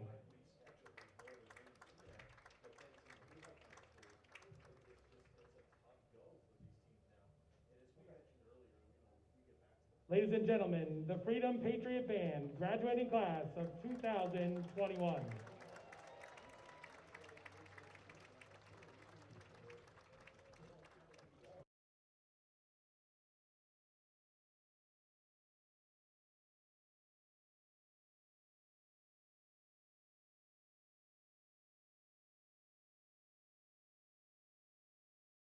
Honor the seniors, and you know, it's great that we can still have these types of things going on, and the band does a great job, and they always do, and you know, it's nice to be able to honor them. So Mr. Moran, the band director, and his band, a fantastic job once again.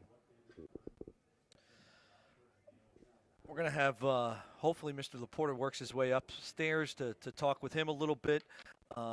We talked about the Freedom High School schedule coming up. It certainly doesn't get any easier, but man, am I impressed with their offense, and mainly Russin and Crawford, and then the quarterback as a junior starting for his first game.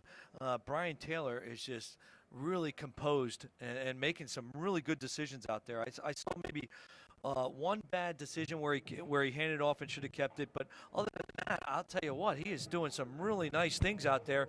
I did not expect that, and you know, if he could keep this up, you know, we're going to be a team to reckon with. There's no doubt. So he's mostly, you know, and the offensive line I knew was going to be good. We have a lot of guys back, but I didn't expect that from Brian. So Mr. Laporta is here. So why don't you sit down and join me, Mr. Laporta? What do we got? A new version here of the Coach's Corner? Yes, yes. All right. Good to have us. I'll tell you what, what'd you think of that first half? Are you on? Yep. Yeah, what'd you think of that first half? Pretty exciting. Just a great night to be out here. Kind of back to normal as normal can be. Yeah, I mean, that's what I was going to ask you. What's the atmosphere like down there on the field? I mean, we're up here. We can't get a good feel for it. What's the atmosphere like down there? Well, a lot of intensity on the sidelines. Players are real intense. Coaches are very intense. Obviously, you don't have the noise of the crowd. Yeah, now I know you had the opportunity to see the scrimmage against Liberty. I did not expect Brian Taylor as a junior to come out and do what he's doing. I mean, I expected Matty Russin to do what he's doing. I mean, I've seen it last year, and I heard good things about Crawford. But for him to manage the team the way he is, Brian, he really looks good, Mike. We got tremendous line play tonight. We're controlling the line of scrimmage. The blocking is strong. The holes are there, and our running game is very strong. Yeah, and I guess that does help Taylor make the passes that he is. They're calling a great game. Jason Roeder has a great game plan here working with him. I mean, they're not throwing the ball more than 5-10 yards at a time. And I'm assuming that's on purpose because of him being his first start and all. But very impressive. Yeah, absolutely. Brian's done a great job. The running game's done a great job. The line core has really done an outstanding job. And defensively, our kids are, they're staying in position. They're staying home. They're doing their job. Great effort, high effort from our team on the defensive side of things as well. Yeah. Again, I mean, the defensive line is back from last year, so they're and we've got some good young guys in the backfield doing some nice things. What a schedule we have coming up, Mike. I mean, we have Easton next week, and then Nazareth. I mean, it doesn't get any easier, and then Bethlehem Catholic, and then of course we end up with Liberty. What are your thoughts on this schedule? Well, it's the gauntlet. If you take a look at our division, we have one of the strongest divisions, not alone in just the East Penn Conference, but in the state of Pennsylvania. It's some outstanding competition.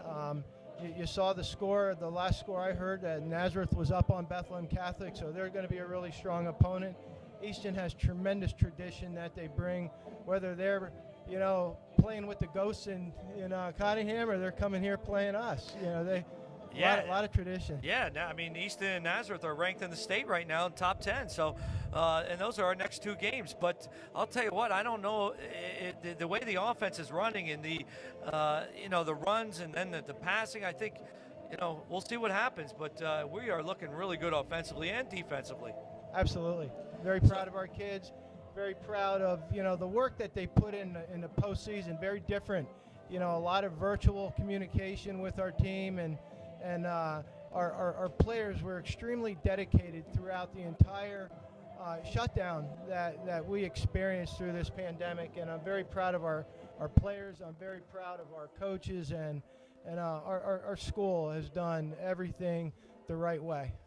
Yeah, and we talked about that. It starts from the top, and you did a great job of leading us and leading by example. But I'll tell you what, you're in your 14th year as principal? 14th year. 14th year, and his last year, he's retiring after this year. And what are the plans for retirement, Mike? I don't know. I have no idea. You put that out there, didn't you? Oh, sorry. Thanks, Coach. Well, we're gonna take you out the right way and try to give you some wins.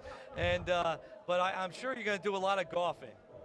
Golf's in the cards, absolutely. Very good. Well, you're gonna be missed at Freedom High School, but what a great career! 14 years you put in at Freedom High School, and some more years as assistant. So how long total have you been at Freedom? 16 years at Freedom, and this is my 36th year. 36 year in education.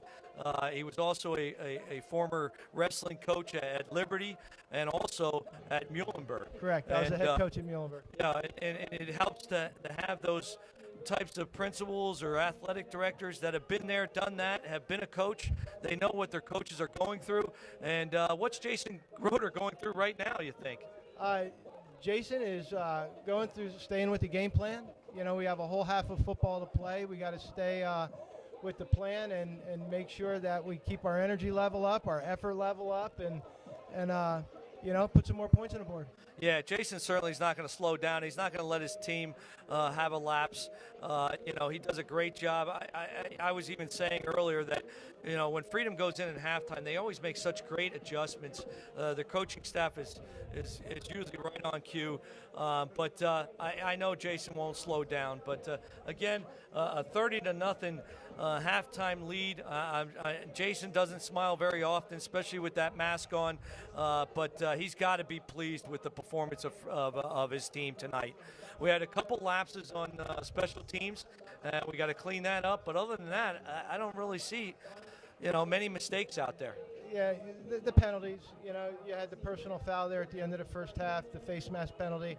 You know, mental lapses. You know that you know when you get a big lead, it's easy to let down, and that's one thing that he's going to fight and make sure that his players defend against a mental lapse. You know, that's the one thing you want to keep your effort level up in the second half. Yes, no doubt.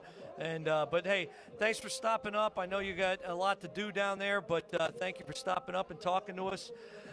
Again, Mr. Mike Laporta, he's retiring after this year, but thanks for having us up. Hey, maybe what you can do is be the announcer for the games. I could work with you on BASD TV. Coach. Yes, let's do it. Let's do it. That's going to be your next career. The new edition of the Coach's Corner. That's right. All right. Thanks, Mike. All right. You're welcome. Back with Bobby Zimper in a minute. All right. We got 30-0 lead. And Northampton does get the ball for the second half, and I'm sure they have something together. It came out of halftime. I'm sure they're going to put something together, and I think it has to start with their quarterback, Bobby. I mean, he's a heck of a player, and he just has not had an opportunity to shine tonight because of the defense of Freedom High School, but. You know, I think this half they kind of get him out of the pocket a little bit. They give him some opportunities to run and throw. You know, I think that's what they do in the second half. They have no choice, Joe. Right? Yeah, they do have to. You know, they do have to come out and throw the ball. I guess you're right, Bobby. With down 30-0, but hey. You know, it's 0-0 right now in Jason Roeder's eyes, and obviously in Coach Kyle Haas's eyes, and they got to come out at least come away with something positive in this second half. So here we go to start the second half. The 2020 football season starts the second half off with a kick down to the 5-yard line. That was his best kick. Runs up the middle, makes a move, gets out to the 20, out to the 24-yard line. And a great tackle by, it looks like, Alec Lozado on number 7. So here we go, Bobby, second half. We didn't have an opportunity to name the officials there. Do you want to give that to us here? What do we have? Well, of course, we have referee Tim Haney and the rest of the crew, Mike Attia, Tommy Singer, Drew Dangler, and Rick Lehman, Greg Reeder. They're doing a fantastic job. That's our officials tonight. So thank you. And here we go. We start off with a trips left. Sorry, Joe. I'm still starstruck that Mr. Laporta came up here and talked. So. Yeah. He great to hear from him. I had to awesome talk. job. Oh, a nice little screen pass to the outside. He gets to the outside, makes a move, gets a nice 10-yard gain. Yeah, I had to talk Mr. Laporta into coming up. And, you know, and he did a nice job like always. And, you know, it's great that he took the time to come up here. He's usually in at halftime listening to Coach Roeder's speeches. But, you know, he was down there with the band and their seniors. And then he quickly hustled up to give a little talk. And Bobby, he wasn't even out of breath. That was probably the most impressive part. He ran up here and he sounded all right. Handoff up the middle. Another nice gain, another 5-yard gain. Yeah, these guys are coming out attacking for the second half here. And that's what they needed to do. They need to have some positive yardage here. And Menino just had a nice carry up the middle on that. Menino is kind of a fullback kind of player. He's a little bigger. Reminds me of kind of like the bus. He's got some speed, but he's got some size to him too. Menino is off to the side now. 2nd and 4, handoff to the outside. Oh, I'll tell you what, McCormick is having a heck of a football game. That's Johnson McCormick again. He is having an unbelievable game. I mean, he is a sophomore. It's the right read by the quarterback and the running back, and McCormick just sniffed it out, came up and made a nice play. Yeah, I think he's been involved in almost every play so far. I see him out there. He really is. He's a fantastic player. You should see him on the basketball court. He's just such an athlete. We're going to hear about him for years to come. You said he's a sophomore, right? Yeah, sophomore. Steps back. Gerbacher gets out of the pocket. Rolls to his left. Throws downfield to a wide open player. Catches the ball. Hustles it down in the 10-5. Touchdown. Wow. There's that Gerbacher making plays, and that's what I was expected to see all game. Michael Cruz opens up somehow in the 60 yards down the field. Yeah, Cruz didn't have anybody within 10 yards from him, so he Gerbacher did a great job extending the play, which I expected all night long. Ran to the right, ran over here to the left, and I'll tell you what, he was running to his left, had to throw across his body, and that's not easy to do, and just threw a bullet to Cruz, and Cruz was just wide open, could have walked in the end zone. That's what Northampton certainly needed to get right back in this game. So Coach Kyle Hawes has got to be happy the way their team came out of the I should call it the tent, but the way they came out of the locker room and put up some points and a couple plays. What a play! 61 yards. Yeah, you Gerbacher knew Gerbacher was going to come out slinging. He did a great job of really extending that play. So they are all sides on Freedom. So now Northampton's going to go for 2, half distance to the goal. So they're going to go for 2 on here. Gerbacher in the back, motion, handoff up the middle, and it stopped him. That middle collapse there, perfect. Yeah, number 60, Bradley Lee, came up and made a great play and really stopped the first down there. Or was that Bergado? That was Bergado who came up and made that play, number 50. My eyes are not the greatest up here, Bobby, and I missed that one. That was number 50, Bergado, who filled that hole instantly and held them out of the end zone for the 2 points. So now we got a score of 30-6.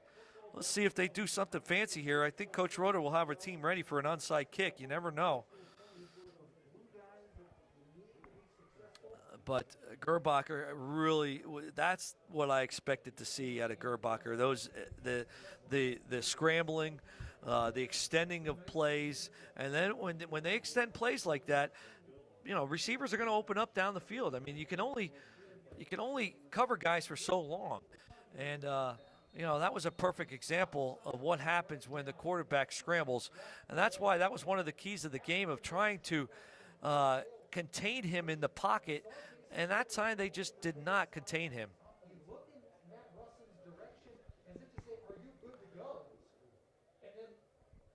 So here we go. Now we got a 30-6. I do not see Matty Russin on the field.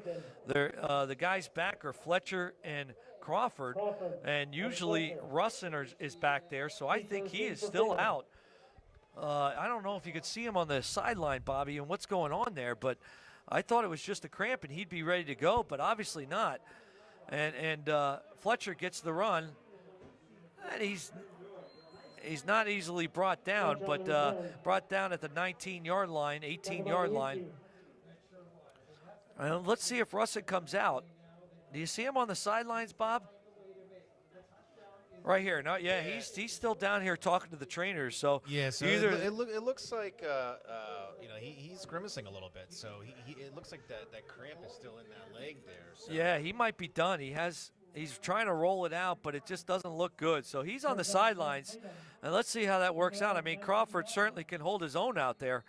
We got Twins to the left. We got first down and 10 on the 19-yard line. Handoff up the middle. Crawford breaks a couple tackles here, gets about 8 yards on that gain. But that's a real nice run there for Crawford. Yeah, like I said, they were really excited about this young man. And to have him run, to have Matty Russin go down and give Crawford the opportunity to get all the carries, I'm sure Crawford is going to take the opportunity to run with it and make the most of it. First down and 10, Freedom from their own 29. And we got first and 10 on their own 29-yard line. Twins left, receiver off here to the right.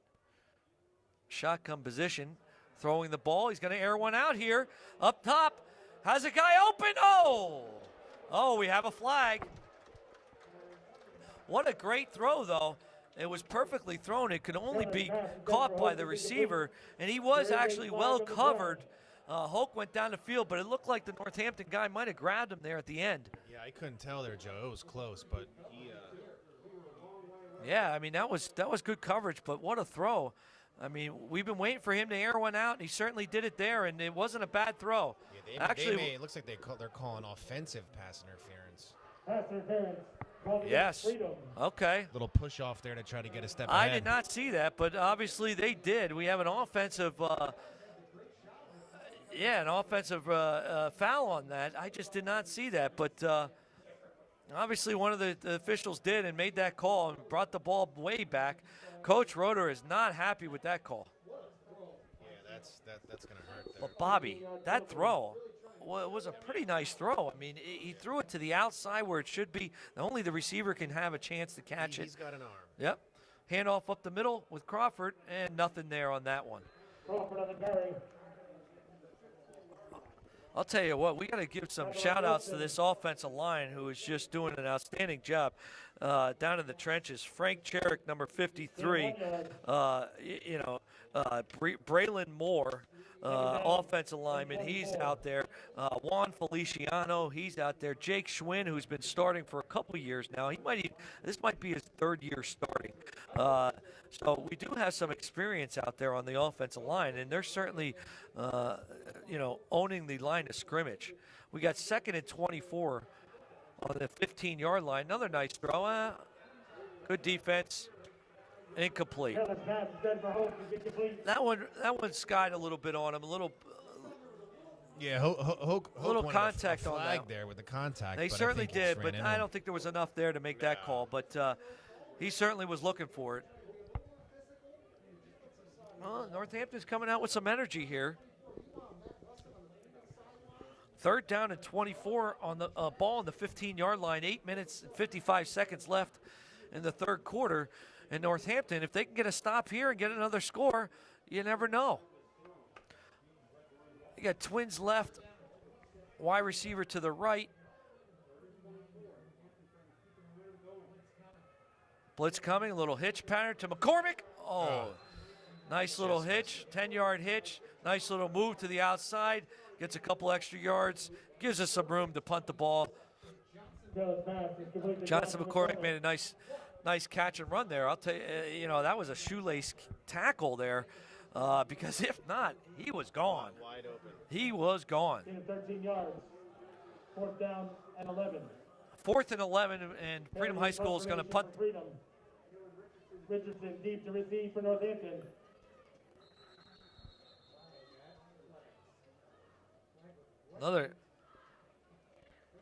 Another stoppage of play. Another flag on the play.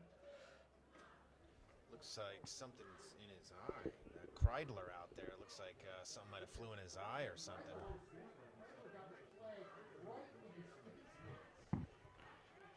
That was the flag. I'm not sure what happened there. Oh, they threw the flag right at him. Is that what happened? Yeah. It was illegal procedure, 5-yard penalty, and that takes us back to the 23-yard line. Nice punt, fair catch Oh, Wow, that was risky there. that was very risky. Nice punt, though.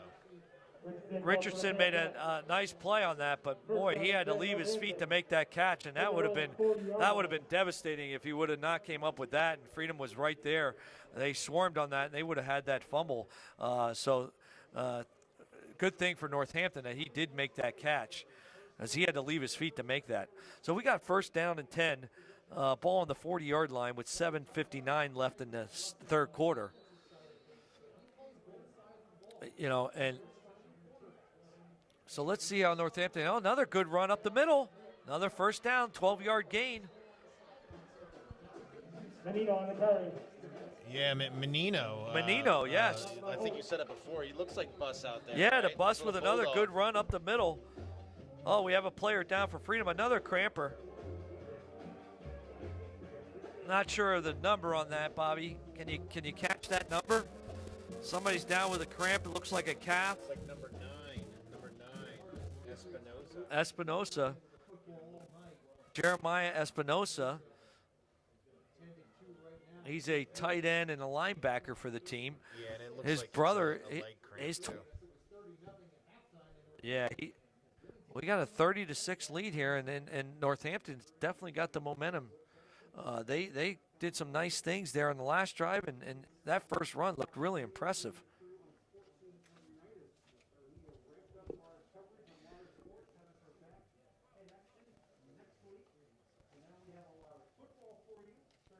So when I talked, all right, he did get up, and he is running off the field, but that's another guy down. I mean, once you get those cramps, they're not easy to get rid of. No. You always start to see that in the first game of the year. Yeah, you do, and Coach Roeder is very aware, of them, and very our training staff does a great job of trying to do the best they can to not make sure that those things don't happen, but they happen. It's there when you got guys going both ways, and these things happen. So you just got to hope you have some depth. All right, we got to keep Comfort keeps the ball, but nothing there. Kerbacher on the keeper. Yeah, it looks like Kerbacher's trying to take this game into his hands. Yeah, and I said that. I mean, he had to come out and play. For them to have a chance, he had to come out and do some things, and he's definitely trying. There was nothing there on that play, but, Kyle Hawes has his kids coming out and certainly playing in the second half. They're not laying down and letting Freedom just have this win. Crawler rolls out. Nice throw to the outside. Little 10-yard out pattern. Diving catch for a 9-yard gain. Looks like we're a little short of the first down there, Joe. We got a yard to go, third down. A 3rd and 1. And again, they're getting Kerbacher on the run. They're getting him out of the pocket, which the Freedom's not doing a great job of containing him now. Handoff up the middle. They sees a little hole, makes a cut, gets about 5 yards for a first down. Northampton another first down. Kyle Hawes, Northampton head coach in his third year. Last year he came out with a 10-win season up in the Mountain Division, coming down for the playoffs, the District 11 playoffs, playing against Easton, and losing 42-37. But I watched that game too. That was a good football game. And that's where I really got to see Kerbach really play, and was really impressed with him. Again, they have him rolling out to the right, and he should keep this. And he does. He keeps it, tucks it away, gets about 5 yards on the game. Kerbacher's doing a nice job of getting out of the pocket now, making better decisions, keeping the ball.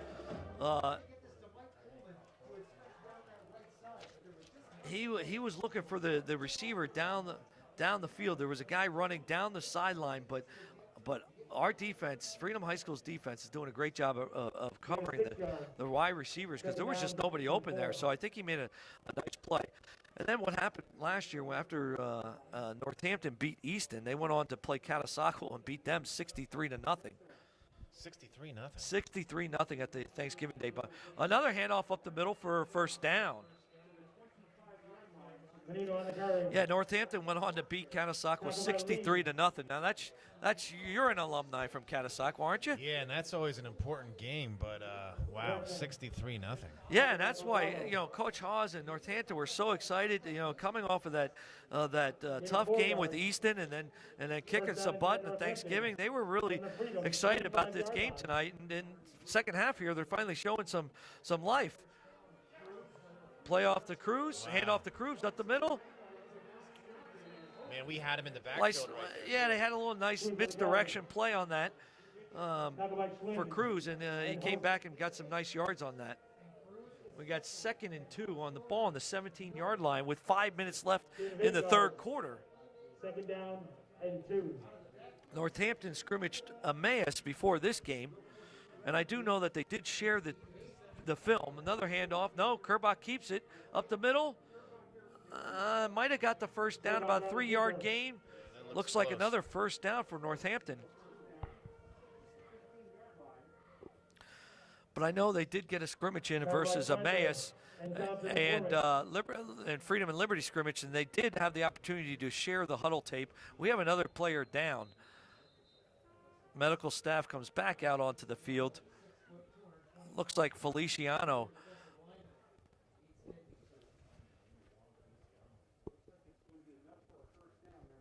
Yeah, look, I hope it's number 70. It looks like another cramp, but Juan Feliciano is an offensive lineman, is a junior, 6 foot, 225 pounds, and he is down. His brother, he has a twin brother that's also playing on the team, and they're both starters, so they do a nice job, the Felicianos. But Lorenzo is he's on, I don't know what position he is. I think he's an offensive lineman. I'm not sure what he is. But I do know he's on the team. He does a nice job. But Juan does get up, and he's going to jog off the field. But these cramps are something else. You know what might be hurting us, Bobby? Not everybody is in school. I'm not sure if you know the format. Well, I'm sure you do. Your son's in the Bethlehem Area School District. But our kids are only in school 2 days a week. And Coach Rhoda does a nice job on game day of really getting these guys fluid, Gatorade, and feeding them the right foods to eliminate these cramps that they're having. And maybe some of these kids weren't in school today and didn't get this treatment that they usually do. Nice job on the defensive side there, only giving up about 1 yard on the game. Feliciano there, his brother, on the tackle. But yeah, normally these kids are really doing a nice job, and maybe with them not being in school, maybe they did not do what they should be doing at home and drinking the right amount of fluid and so on. So we'll see how that plays out. 4 minutes left in the game, 30-6. Handoff up the middle. These guys are chipping away here. Chipping away. Cruz on the carry for about 3 yards. Yeah, Joe, I think it's just a combination of the adrenaline. First game of the season, they're not used to this, and the bodies they start to break down a little bit. So very well could be. Very well. All right, we got 3rd down and 7. Ball on the 12-yard line with 3 minutes and 30 seconds left. Northampton ball, hands off. Another little gain there, but got to the 9-yard line. We're looking at a 4th and about 4.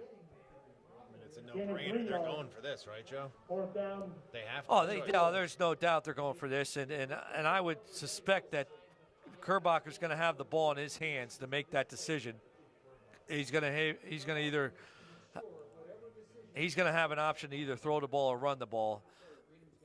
You got to have your best player when the most important play of the game for Northampton. Your best player has to have the ball. Looks like a bootleg to the right. He's going to keep it for the first down. He'll go in and touchdown. A bootleg to the right, 9-yard touchdown for Kerbach. Kerbacher keeps it for the touchdown. He had nothing but open land for the pay. He ran right up the sideline there for pay dirt. The defensive backs had their back to the quarterback, they were covering the receivers, and Kerbacher made the right decision there and just ran right up the sideline for the touchdown. And like we said, you know, when you're down like this and the most important play for Northampton, you got to give the ball to him, your best player, and that's what they did. Me being the basketball coach I am, you know, we're down by 2. I'm going to get the ball to my best player, you know, and give him the ball and give him the opportunity to tie in the game. And, you know, in this game it's certainly not tied, but they're certainly going to give it to their best player to keep the momentum going for Northampton. No, and that looked like a looked like roughing of the kicker on that one. The extra point was good. So it is 30-13. There is a flag on the play. It looked like a roughing of the kicker. The guy came over, tried to block the kick, and it looked like he did hit the leg of the kicker. Now, do they tack that on after the kick, or do they? Yes, they do tack that on. So the kicker will be moving up. He will probably, you know, have a shot of kicking that in the end zone. But yeah, it was definitely roughing the kicker. Extra point was good. So that makes it 30-13 with 2 minutes and 40 seconds left in the 30. They actually called that it was actually only a 5-yarder, Bobby. They called it a running into the kicker. So he must have hit the leg that was extended. If you hit that leg that's on the ground, that's roughing of the kicker. But if you hit the kicking leg, that is only a 5-yarder. So that's how that works. So they did only call a 5-yarder. So Northampton moves up to the 45-yard line to kick this. So it's not that much harm here. But I'll tell you what, Northampton, you know, Coach Hawes has got to be happy the way they came out of the locker room and really put up some points here and look very good. And this is what the Northampton that we all expected to see, including Freedom High School's staff. I mean, we expect, you know, the football staff expected to see this from Northampton. So, you know, this is the Northampton that Coach Hawes, you know, had all last year. So see what happens. He does kick this one pretty deep at the 1-yard line. He brings it out up the middle. But no, that was Crawford again. So Russin is still on the sidelines.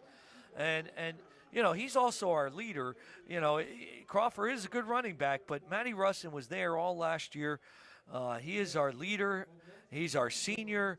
And for him to be on the sidelines, you know, the momentum really swung to Northampton. To have him on the sidelines is not good for Coach Roeder. Yeah, Joe, it looks like Russin really wants to get in there. He's itching to get in, but I think they're being cautious and holding him back right now. Yeah, I see him walking back and forth. He is talking to the trainers, Jeff Timlin. He's trying to talk him into going in, but I just don't think Jeff is budging.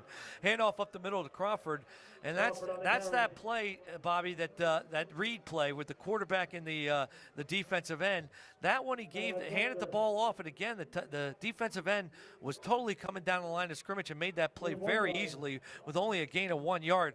That's the one Taylor needs to keep, Bobby. That's that option that and they'll look at that on film and maybe he'll keep that moving forward. But that's how he scored his touchdown, when he kept that option, and that was the option play, and they read off of that defensive end, Bobby. I mean, what a turnaround with Northampton. Yeah, 13 unanswered. 13 unanswered, second down and 9, and handoff up the middle, about 5 yards. Crawford up the middle.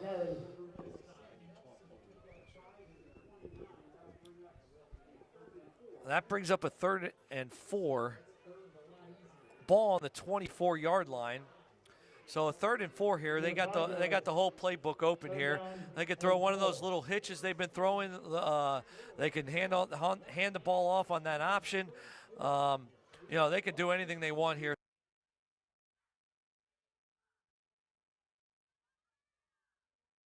First down. Yeah, this is big. 1 minute left in the third quarter. Time's running.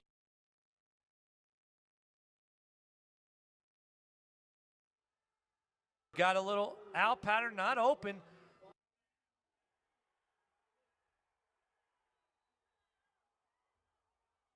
First mistake, that.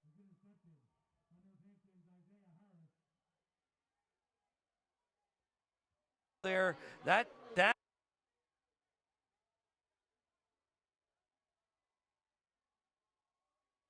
Should I,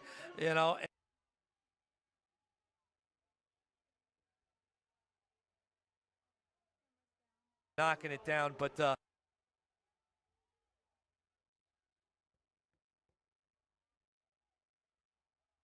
not.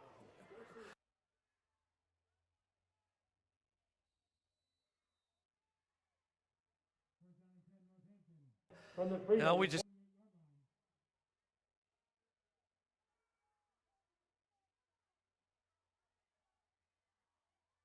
get maybe one.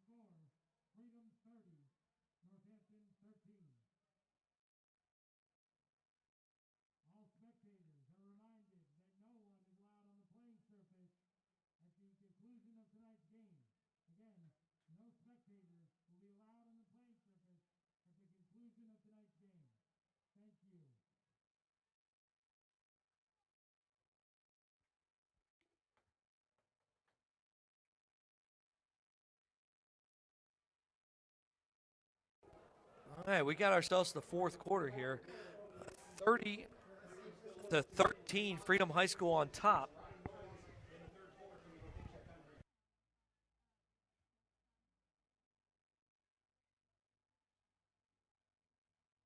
I don't see Russin out there, Joe. I think they're being precautious with Bobby, Russin. I'm being told that I'm cutting out.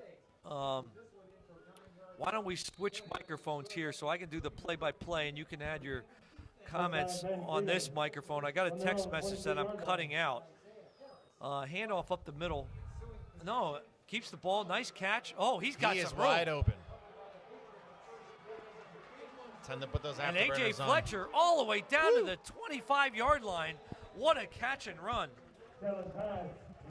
All right, let's try this microphone. What a catch and run! But I'm seeing some technical difficulties on that microphone, Bobby. But hey, Joe, at least you have people texting you and letting you know. Letting me know. Thank you out there. That means we have an audience. We out there. have Thank at you, least everybody. one person watching us, so thank you. But on that play, a great.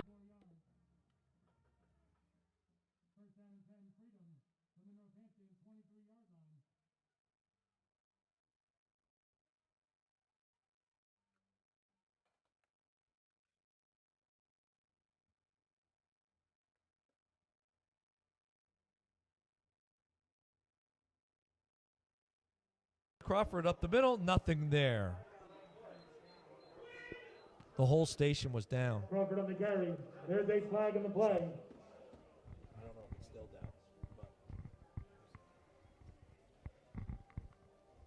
All right, we got. Sorry if there's technical difficulty out there, but we're going to continue to call the game and hope you guys are. Screen is back on. Very good. Okay. I have a feeling it's a full moon there, Joe. Yeah, that very well could be. But we had an illegal formation, 5-yard penalty. I'll tell you what, we got to clean up these flags too, Bobby, for next week. Easton coming in here, they're obviously going to be hungry, and we got to clean up these flags. Yeah, there's been a lot of critical flags out there, Joe. We got 1st and 15 on the 28-yard line. We got shotgun, twins to the left. Drop back, stays in the pocket, runs up. He's open, puts his head down, gets another couple of extra yards. Still not going down easy. He's a big guy, Bobby. He takes the whole defensive Northampton team for a ride. What an impressive run. Taylor on the keeper. I mean, he just put his head down there, Bobby, and was determined. Gain of 10 yards.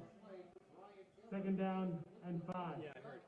Okay, yeah, I heard. Yep, somebody texted me. Okay, I just got told by Tom Braun we are back in action. And we have a 2nd down and 5. Ball on the 18-yard line. 10 minutes and 30 seconds left in the 4th quarter. Crawford to the right of Taylor. Hands the ball off to Crawford, up the middle, makes a move, gets to the outside, in the end zone. What a cut by Crawford. There's that, what we talked about earlier, the lightning and the lightning. We had Russin in the first half and Crawford in the second. Did you see that run? He just made a 1-2 step to the outside and was gone. Saw nothing but pay dirt on that. Yeah, Joe, they bring in the backup quarterback for a play, and he did his part right there. So. Yeah, good catch, Bobby. I didn't even see that. But, yeah, who did they bring in here? Looks like number 13, Ethan, came in for a play and handed off perfectly. Yeah, that's Ethan Knighting, and they're high on him, too. And, you know, he's another young player that they're really high on. He's a sophomore, 6'3", 175. I don't know if Taylor was hurt or how he got taken out. But I'll tell you what, new quarterback, who cares? We're just hitting on all cylinders. Crawford, Russin, Knighting, Taylor, it doesn't matter. We're just doing some really good things offensively. Ben Rep is calling a heck of an offensive game. He's our offensive coordinator down there.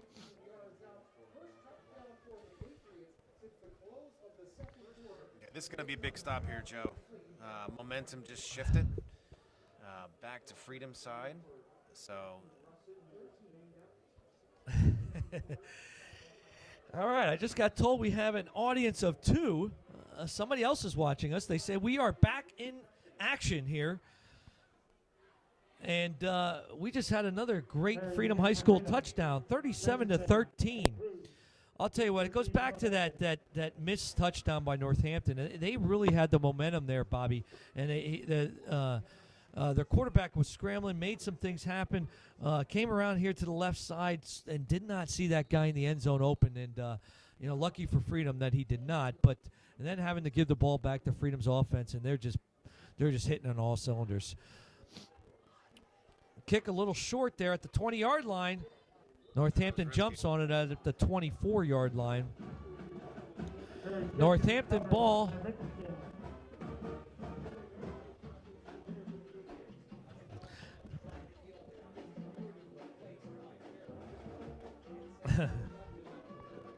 All right, here we go. All right, Joe, we got 10 minutes left. 10 minutes left. 2 seconds. And you know, maybe Coach Roeder starts to play a couple other guys, see what he got there. Depth-wise, you want to kind of give guys opportunities to get in and play.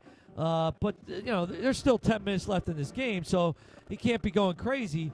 But I do see there's a couple subs in the game. But, you know, he has his core players out there. I see McCormick. I see Fletcher. Oh, what a throw and catch. What a throw and catch, and who who's that on defense? Stuck right with him. Number 2. Fletcher, that's Fletcher. A.J. Fletcher is having a fantastic game, offensively and defensively. I mean, he's just a heck of a player. Such an athlete. Little screen play. There's a flag thrown. Makes a move. Cannot get away from this Freedom High School. Another flag down across the field, too. Yeah, that had to be some kind of illegal motion. It didn't look like Northampton was totally set. They're trying to go on no huddle here, trying to get the momentum back, and I bet you they jumped here. So, Joe, next week you said, what's the schedule looking like for next Well, we week? got Easton next week. And, again, Easton is ranked in the top 10 in the state right now. They got a lot of players back from last year. They were in the district semis last year. Easton is a heck of a football team coming into town next week. So we got our work cut out for us. But the way the offense is playing, the way Taylor is playing, they ended up calling 2 penalties on that, and Freedom High School accepted the hold. It was a illegal motion and also a holding, and that one they took, and that puts them back to the 15-yard line, 16-yard line.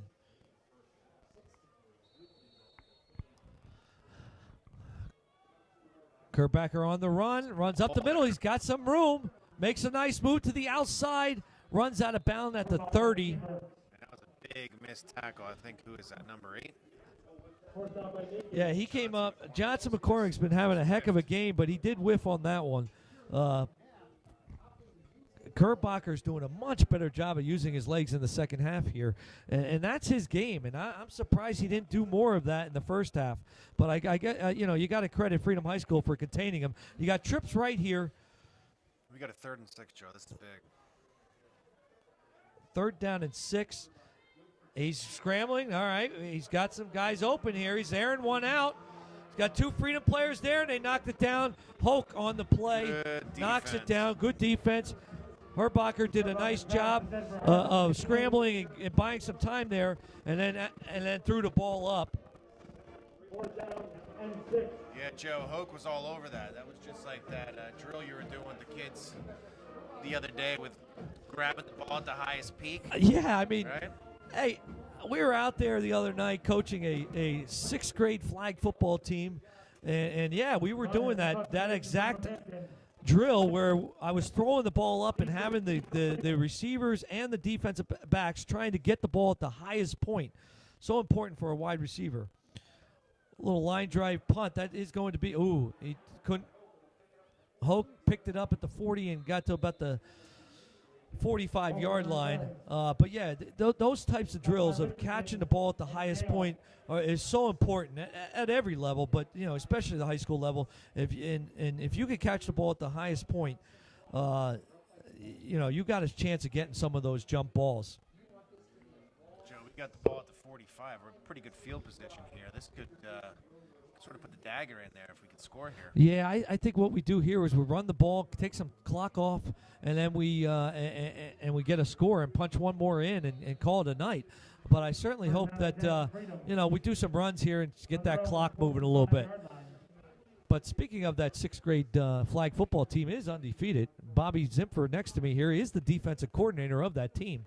Handoff up the middle to Crawford. Great read by number 72, Nelson. Nelson is the captain of Northampton's team. He really came up and really laid that guy out. So, Bobby, that 6th grade team, I don't think anybody scored on you yet. Listen, Joe, we're looking good, and I like to say that that's going to be the future of our Freedom sports right there. It's exciting to see these guys grow. Speaking of the future, Coach Roeder does a fantastic job of going down to the Bulldogs. Now, unfortunately, the Bulldogs were not playing this year for obvious reasons, but normally Jason Roeder is down there every weekend watching games, watching the future, what he has coming up, and he certainly has his eye on our 6th grade group. A pitch out to the outside, Crawford to the outside. Wow, you can really see his speed there. Did you see that speed that he has? He's looking really good out there. Yeah, when you have him running up the middle, you don't see the speed. You see more of the quickness in his quick feet. But on that, you really saw his speed get to the outside, and man, was that impressive. Yeah, John, at this point, why bring Russin in and risk him getting hurt anymore? He's looking great out there. You know, I think you're right on with that, Bobby. I think you have the inside track with the trainers. I think that's what they're keeping him out. I think Coach Roeder make that decision, and it's probably a better decision. The way that Crawford's playing right now, it's okay. Let Russin get healthy, and we can have both of those guys out there. Yeah, and I got to say, Joe, speaking of trainers, the St. Luke's organization just does a great job out there. Another run up the middle. Crawford, gets another stop by their captain, number 72, Nelson. But going back to our St. Luke's crew, Joe Stefanik and the crew, Jeff Timlin down there, they do a fantastic job of keeping our kids on the field healthy and ready to go. And then Ahmad Azar does a great job of training our kids and getting their strength up after injury or preseason before. He does every team at Freedom High School from the basketball team to the girls softball team to volleyball. He is just he's all everything at Freedom High School. So, but I'll tell you what, we talked about those championship games, and we didn't even get to talk about the girls softball team. I'll tell you, if we would have had a season in this spring, I think we would have had a very, very good shot. Coach Wyerbaugh coaches those girls up, and we had two outstanding pitchers ready to go for the spring season. So hopefully this spring we get to play some softball. But here we go. We got 2nd down and 9, a handoff up the middle, and Crawford is just running hard. He makes one cut, hits that hole, and puts his head down and really runs hard. I am so impressed with him as a player. Joe, I wouldn't be surprised if he breaks one loose for a touchdown here. He's one step away. Well, He's he just already exploding. Yeah, he already did. Him and Russ and lightning, and they just I don't know. I mean, they don't have. I don't see a kind of a bigger running back that they have like they did last year with Jalen Stewart. But the coaches did a great job of changing the playbook, the play calls, and really, patterning it after these two quick and fast running backs. 3rd down and 5 here on the 36-yard line, and another handoff. Nope, Taylor keeps it. That time he kept it. Now on that read, Bobby. On that read, Bobby, he's got to pull that out. He did the right thing of keeping it, but he's got to get to the outside on that. Yeah, you can't follow him in there. No, right? no, the defensive end came down the line of scrimmage and was going to make the play on the running back, and then Taylor just followed him, and they just made the play. So Taylor should have kept that to the outside, might have had a little more room. But Freedom did do a good job of taking some clock off, which I figured they would. Keep the ball on the ground. Don't give momentum back to Northampton, and let's run this game out.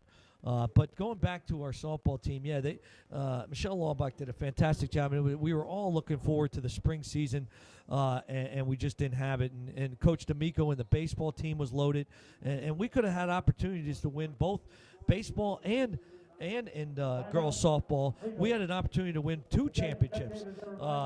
Coach D'Amico wins a lot of games, and we had a great team coming back, and they did get an opportunity to play in a tournament in the summer, and Freedom was right up there in the top 4. So we definitely had a spring that we missed an opportunity to maybe walk away with even more gold. But hopefully this spring we got a lot of players coming back, and hopefully we can play spring, and hopefully we can play winter. Hopefully we can finish football, Bobby. Yeah, well, Joe, I know you mentioned before a little bit different this year, right? So no states, districts. What do you think's going to happen just with other sports coming up too? It's going to be a 3-week district playoff tournament, and a lot has to do with what happens with football. If football could finish their season out, then they're certainly going to give the winter sports a chance. Yeah. If they can't even get through football on an outside venue, how are they going to give an inside venue a chance? And I'm aware of that, and we got to do what's best for the school district, what's best for kids, and what's best for the community. Another nice throw. First down. Yeah, and That was Hoke. that was Nining. I think that was number 13. He's the backup quarterback, but they also have him at running some receivers, and they do have some of their subs in. So he is now getting some time. Ethan's getting some time. He's a sophomore, 6'3", 175. They have him at receiver. He's getting some nice playing time here. But going back to Winter, Bobby, I hope we get it in, but a lot of it, and I know the ADs had a couple meetings already, but they're not even thinking about winter sports at this time. Yeah. They're just trying to focus on getting through this season in a safe way and doing what's best. And I trust the people above me to make the right decisions, and whatever they tell me, and that's what we'll do.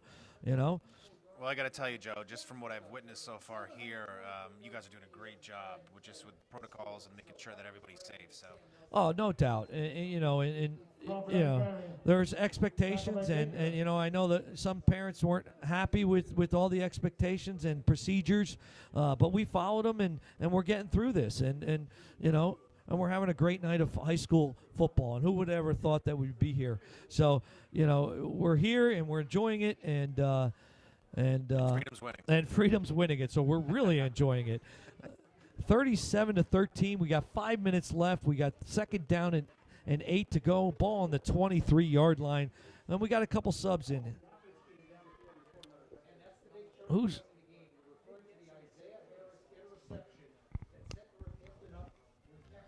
Another handoff up the middle. Is that still Crawford up the middle? Oh, what a spin move! Down to the 2-yard line. Crawford. Wow. I mean, he went through that hole, did not slow down on a spin move, and just kept going. He just went over the 100-yard mark. What a spin. That took him over the 100-yard mark, Bobby. And Russin would have been over 100 yards too, especially with that play that they called back. Well, that was a passing play, but I don't know what yardage Russin is at, but he's got to be up there too. But Crawford just passed 100, and what a spin move. I mean, that's unusual to see a guy spin and keep his speed that way. What feet work, or I would say footwork.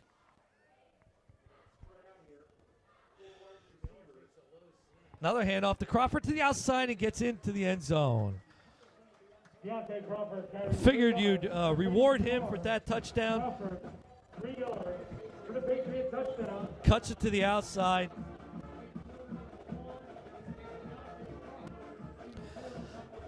I'll tell you what, 43-13. Our band is playing. Our cheerleaders are down there playing. Our cheerleaders are here tonight. They're following all the rules.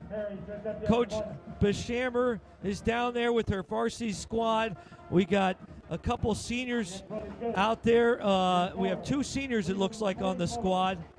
Caitlin Pasqua and Yashel Valerio are our 2 seniors on the varsity squad out there tonight cheering for us. And, everybody is just doing a great job tonight of following the rules of what was put out there for us, and we're having a great night. What a great run by Crawford. 44-13 with 4 minutes left, and Coach Roeder has got to be excited about his football team. We certainly lost a lot of talent from last year, and to come out this way and play this way, Coach Roeder has got to be ecstatic. I think Coach Roeder knew what we had, but sometimes when you have younger players, a lot of other people don't know what you have. And he told us that they were going to be good, and we just didn't expect this good, especially in the first game of having a quarterback did not start last year. Did not expect that. But yeah, Taylor looks good back there today. Taylor looks comfortable. Yeah, he's going to grow from here. Yeah, and that's another short kick. Yep, but that's causing them some trouble there. He caught the ball at the 25, gets up to about the 26-yard line. But you got to give a shout out again to the offensive line, Bobby. This offensive line, I think all are back from last year. I think even the young players even got some time last year. So most of the offensive line is back, and that 100 yards that Crawford gained and what Russin is also gaining really has a lot to do with those holes that these offensive line are creating. we talked about in the beginning of the game, dominating the trenches, and our offensive line is certainly doing that against a good defensive line with Northampton. I mean, Northampton has a good defensive line. A little screen pattern that was not caught. And Freedom High School is just still swarming on defense. But, that offensive line cannot be overlooked, Bobby. They created a lot of holes there. I mean, you obviously have to give a lot of credit to Russin and Crawford, but that line is what's creating those plays for them. Yeah, I mean, even when they're, there's the smallest holes. I mean, Crawford is so fast when he gets that ball that there doesn't have to be much of a hole, but some of these holes, Bobby, you can even run through. That's stretching it. Yeah, but I mean, it's just great to see an offensive line that has been together now for a couple years, really gelling and playing well together. We can't say the same for the Philadelphia Eagles, Bobby. That's for sure. Yeah, well, listen, we're trying to be positive here today, Joe, so we don't want to bring up the Eagles also. Yeah, certainly not the Eagles' offensive line. All right, we got trips here out here to the right.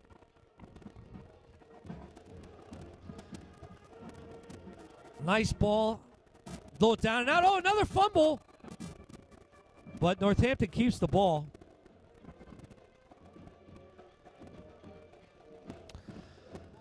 So tomorrow, Bobby, we have the field hockey and soccer. Both teams play tomorrow. Our girls and boys soccer teams, I'll tell you what, they just won district championships too in the last couple years. So, and they got a lot of players back, and they're playing well. Our field hockey team is really gaining some momentum. They're working so hard. Coach Musselman is building a great program. It's just going to take some time. That's all. And, we've all been there as coaches. We got to build, and she's doing that. And things are going to come around for her. She's got a great team. She's got great kids. They work. So come out and see those teams and cheer those teams on. Another screen to the left. And a gain of about 6 yards. Joe, where do they play those games at tomorrow? They're at our turf at Freedom. We do have a Freedom field over there with the turf. I'm not sure if you're fully aware of that, but we have a field over there that we play a lot of our soccer games, field hockey games, JV games, and other sports, and we get that field over there gets a lot of use. So they play tomorrow. Another long throw. They got him open. Oh. Okay, made a nice read, number 5. Step away from Sangster. Cruz was open for a minute. Almost picked to the house there. He did a nice job of reading that, and I'll tell you what, Cruz was open, and it was just a good defensive play. Well, Joe, we got 3rd down and 4, and these guys are finding some holes. Nice run up the sideline by Northampton. They're trying to find some plays. Nice play. 2 minutes and 44 seconds left. I did get a message that if you are going to go, Bobby, to the field hockey game tomorrow, it is away.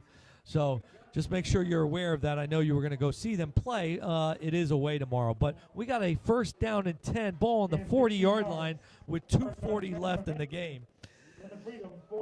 Thanks for that heads up, Joe. No problem. Kerbacher on the run again, trying to buy some more time. Has a couple guys open, makes the play, but might have been stepped out of bounds. Yeah. Yep, stepped out.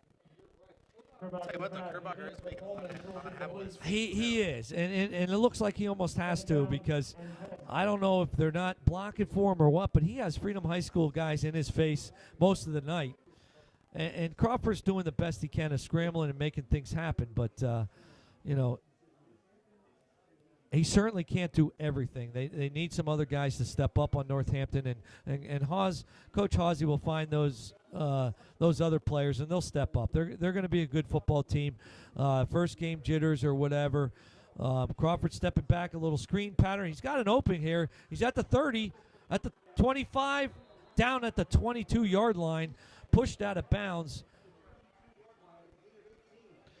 Nice little play there. When you have Freedom High School's defensive linemen rushing the way they are, a lot of screens will work, and that was a nice play by Kerbacher and the Northampton offensive coordinator. We got 2 minutes and 28 seconds. We got first down and 10, ball on the 22-yard line. Another quick throw to a little hitch pattern. Cruz. These guys keep stopping the clock, but they're a little not enough time for them. Too late, Bobby. A little too little, too late. But you know what? Northampton's got to get something positive going here for the next game. So they're doing the best they can. They're moving the ball on us, but it's just a little bit too little, too late. From the Freedom 10-yard line. Kerbacher out to the outside, pointing to guys to move around. He's got nobody out there. I don't know if he scrambled the wrong way, but he had no receivers to his side. So I'm assuming that that was just a broken play. I think it was a broken play. Yeah, and he just scrambled because there was nobody over here to the right, and he just had nobody to throw the ball to, so he just had to keep that one. We got second down and goal on the 8-yard line. Oh, a nice little slant. Nice defensive play. Jalen Fletcher. Man, is he having a game. Jalen Fletcher is having a day. Him and his brother Fletcher, A.J. Fletcher, both of them are having really good games.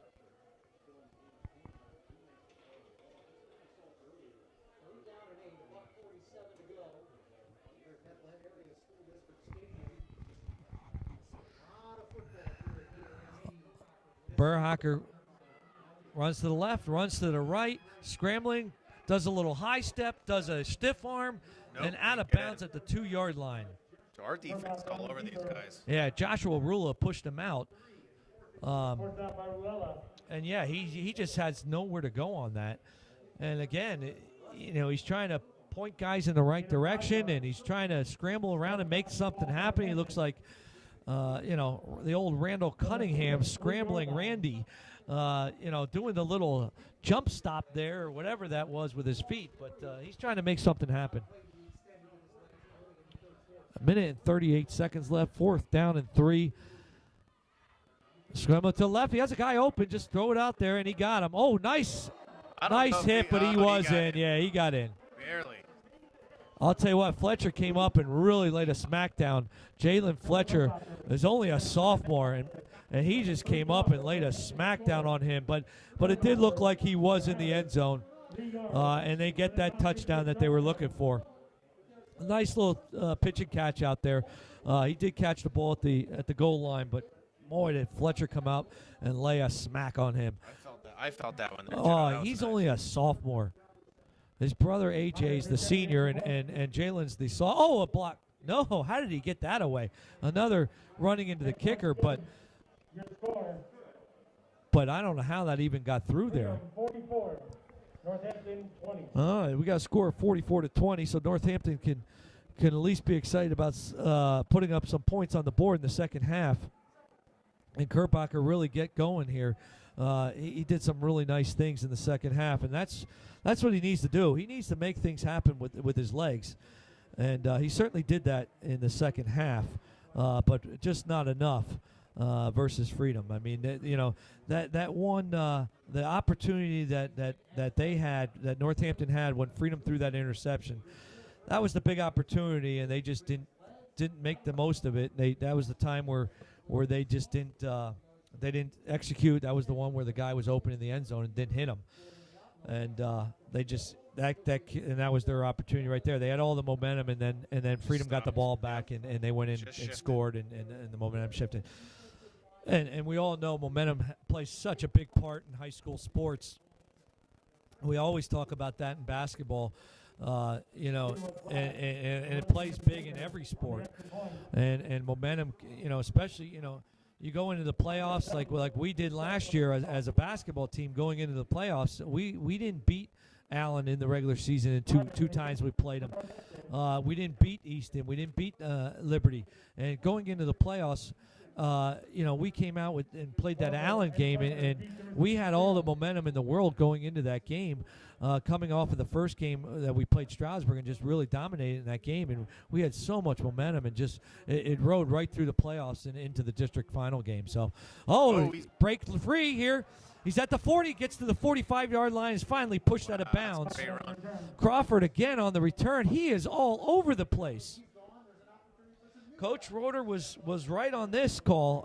This young man can play some football. I see him limping off the field now. Get him out of the game. We got a score of 44-20, a minute and 25 left. Hopefully he's coming out, and he certainly is. He deserves a break. But with Russin out of the game, Crawford didn't miss a step. He came in and really did a nice job tonight. All right. I think we got some subs in.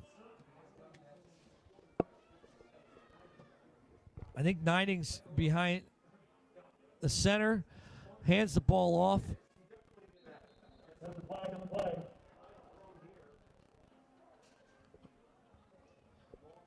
Who's the ball? Joe, it looks like we got Niding back there. Okay, Niding's back there, and who's running the ball there?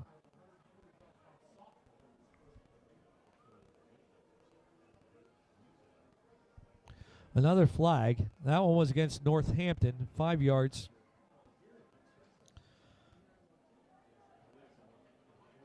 And Coach Roeder doing a nice job of getting some other guys in the game. We got a minute and 16 left. We got a lot of penalties. 5-yard face mask called against Northampton. A face mask was on that one, Northampton. And 2. Bobby, see if you could see that running back. Get a name for me. But looks like it's Angel Alamo. Okay. Back there, running back. All right, he gets the ball at the middle. Gets stopped. But, yeah, it's a good opportunity to get these other guys in. You need some depth. But with this schedule coming up with the Easton, Nazareth, Becca, Liberty, I mean, you're not going to have a lot of opportunity to get guys in the game, because I have a feeling that there's going to be some tight games. Northampton they just lost it early. They didn't have any kind of continuity in the beginning of the game. They didn't get them going, and that's the game. Final score 44, Northampton 20. And what a game, what a first game for Freedom High School. Northampton gave their best. Both teams will meet in the middle, give a wave, and we'll move on to the next week. But next week's going to be a little different. I think Easton coming to town. They're certainly a good football team. They have great tradition. So I'm looking forward to next week. I don't know if you'll be with me, Bobby, but certainly I'll be here back again next week on Friday night against Easton. Or is that a Saturday game next week? I think next week is Saturday, Bobby. Not sure, Joe. Yeah, but I'll be here. Bobby, I want to thank you for joining us. You do a great job with the youth and the community leagues. You're always willing to help out. You're always down there coaching some kind of team, whether it's basketball, football, baseball. You're involved in so much in the community, and I thank you for that, Bobby. And you're a heck of a defensive coordinator for the flag football team. And you did a great job tonight coming up here and being my spotter, being my right-hand man. So thanks again for coming up, and we had a great night together. So yeah, Joe, thanks for the invite. I appreciate it. It's a beautiful night, and I'm glad to have football back. Yes, good night. Have a good night, everybody. Thanks for coming out.